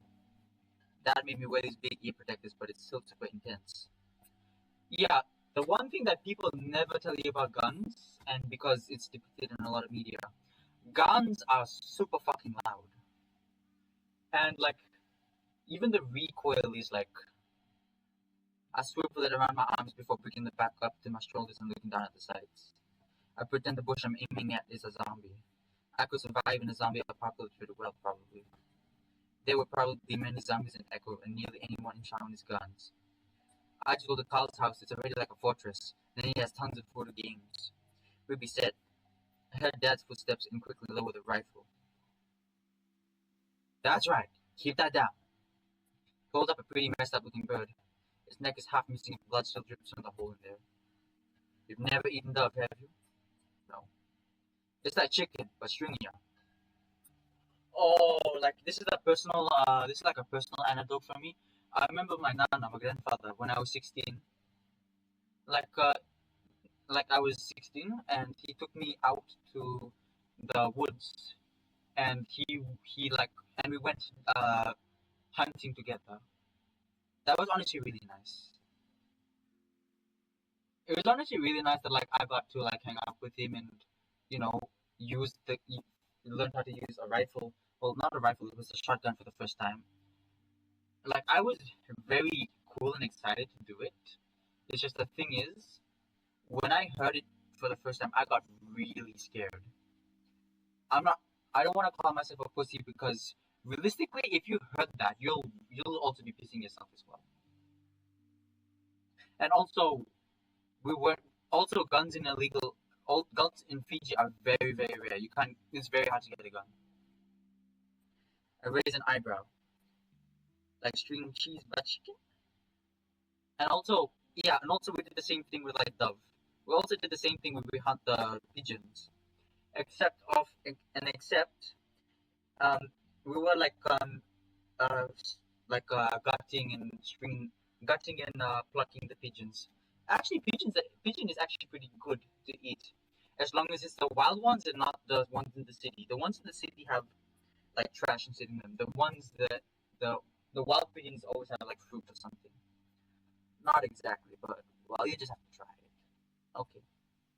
Now, let's see if you can shoot something. Dad steps behind me, placing his paws on my arms and straightening my posture. Now, remember what I told you. Always fire on the exhale. Don't flinch at the kick either. The gun won't smack you if you got a good grip on it and your eye isn't touching the sight. I'm not afraid to shoot a gun like TG or Carl probably would be. Just a little nervous about the recoil. Yeah, that as well. Yeah, the recoil is also very bad. That's all. Suddenly, Dad grabs my shoulders. Look, look, look. He points towards the sky. Oh, okay. A bunch of birds in V-shaped formation are overhead. Those are ducks.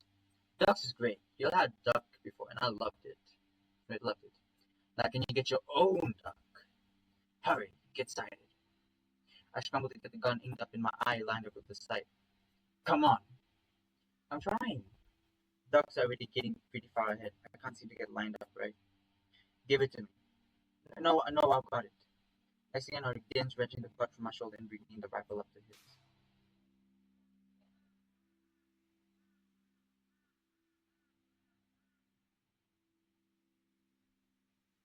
Dad turns, pushing the length of my rifle against the chest. Take your gun.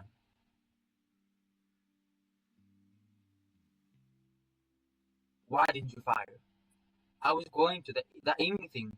The sight wasn't lining up with my eye. I needed to get it lined up right, or else I wasn't gonna miss. Son, and then you just yanked it away. You were not listening to what I was telling you, just like what I was saying this morning.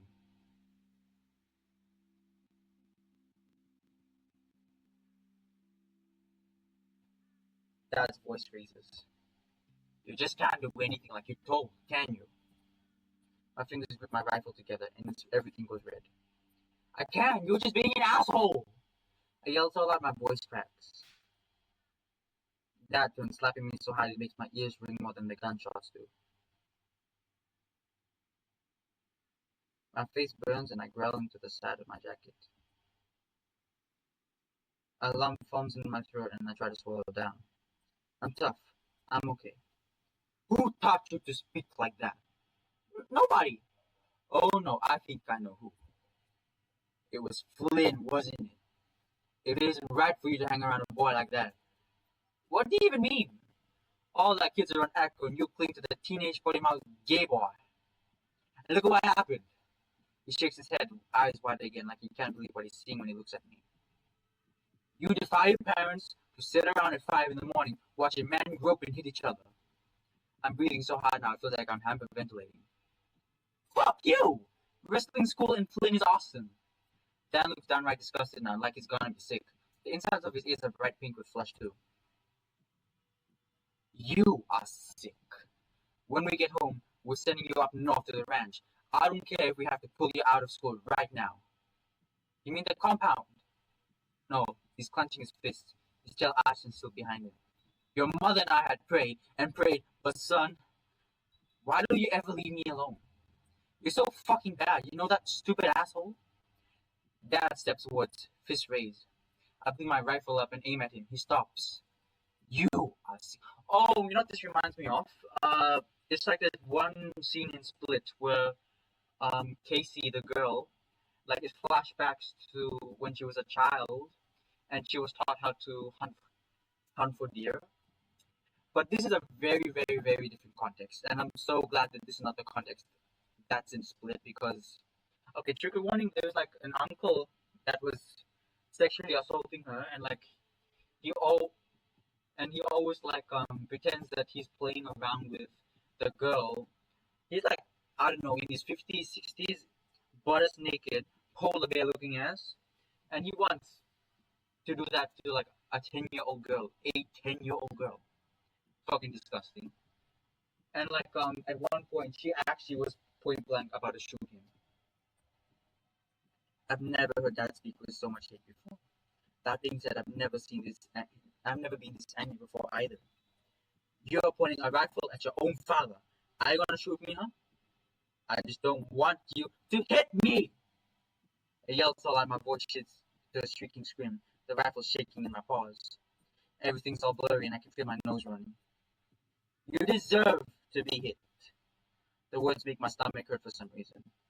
I throw down my rifle into the grass and face him. No, you do. You're so awful. I hate you so much. You won't leave me alone, you shit. All you do is threaten me and threaten me and threaten me. And mom doesn't care. Nobody cares. My throat burns and I swallow back into a blubbering cry. Dad's shaking now. He doesn't even look like that anymore. I don't know what in God's name Flynn has done to you. You're just mad because you don't have any friends. You don't even have a job. You suck. You're so shitty. You're pathetic. I've hated you for so long. Nobody likes you. I run off, tipping myself over constantly as I can barely see where I'm going. Everything hurts. My insides are burning. Nothing will ever be the same again. I can hear him behind me, panting, furious, like a pharaoh. I come through the clearing, then I hear him stop. When I turn around, he's not looking at me anymore. The duck that Dad shot landed squarely on the hood of the abandoned van. Dad looks at the duck, the van, me, then the sky itself. He sets aside the rifle on the ground. What? Next thing I know, he crouches down to his haunches. He rubs at his forehead, then thumb, running along the brim of the too tight scout cap. It almost looks like he's sucking down on his scalp. I can practically see the veins bulge across his temple. He opens his mouth as if to speak, though no sound comes out. Dad's fingers gripped at loose strands of grass upon his feet, as if they were keeping to keep him tethered from floating away. I hate looking at him like this. What is he doing? He shuts his eyes. Well, more like he clenches them shut, like he's got shampoo in them or something. Is he praying? Fucking stupid idiot. God's not real, you know. Son, he finally speaks and he doesn't sound like himself. What? From the hood of the truck, little rivers of blood spray. Its eyes are still open even though it's dead. I always thought that when something died, your eyes close and your tongue sticks out, like the cartoons. It looks like he's staring at me. Dad doesn't respond, but he finally looks up and sees what I'm seeing. He sucks in his chest with being struck. He sucks in his eyes again. His whole body shakes for a moment, like he's having a spaz attack. It's not the same van. It's not the same van. He mutters. I don't want to watch this. I'm about to turn and walk away when I see something move in the back of the bed. It's just for a split second, but I see a face through the dusty glass. Son. Dad repeats himself. Dad? Again, there's a flash of red, like something bouncing up. Dad, there's someone in the van. Dad says nothing. He won't even look now. There's someone in there. I know it. I wipe my eyes with my sleeves, clenching my fists and stepping closer to the rear window. I smear away the dust from the glass and press the tip of my muzzle against the window. Nothing. What the hell? When I step back, Dad's up on his feet again. He doesn't look angry anymore. Just sad or empty, I guess. He picks up his rifle from the ground, sort of limping on one paw. Without a word, he turns and heads back to the clearing from where he came. I stand there for a while, listening to his steps trail off. My gut begins to feel like it's been twisted into a knot. Why didn't he say anything? He always says something. Any other time he opens his mouth, I practically flinch, so why would I feel like this now? He won't actually leave me out here, will he? I press my arms over my chest, hugging myself. Minutes pass and nothing happens. It's like I'm rooted in a place constantly wiping my eyes and nose. Just gotta be tough. I mean, I am tough. I just don't know what to do. What the hell am I supposed to do? I hate this. Why did I have to say all that? Nothing will ever be the same again. Even if I get to go home, my parents will just ship me off to live with my uncle in the compound. You know what? Maybe they'll be fine. At least then my parents couldn't threaten me with that anymore. Maybe I'll even like making airplane parts. I don't need video games, TV, or my friends. And that'll be fine because at least I won't be around them, especially Dad. Still no footsteps. I would hear if he started up the truck from there. Yeah, I think. I guess he hasn't left yet. Maybe I should start a fire or something. I never could get one going to my own in the past, but it's probably because I wasn't trying very hard. Look around and start gathering any twigs of dry grass I can find. Everything is still kind of damp, though. That shouldn't matter as long as I rub hard enough. Flynn will probably make a joke about that, or at least show me what the heck I'm supposed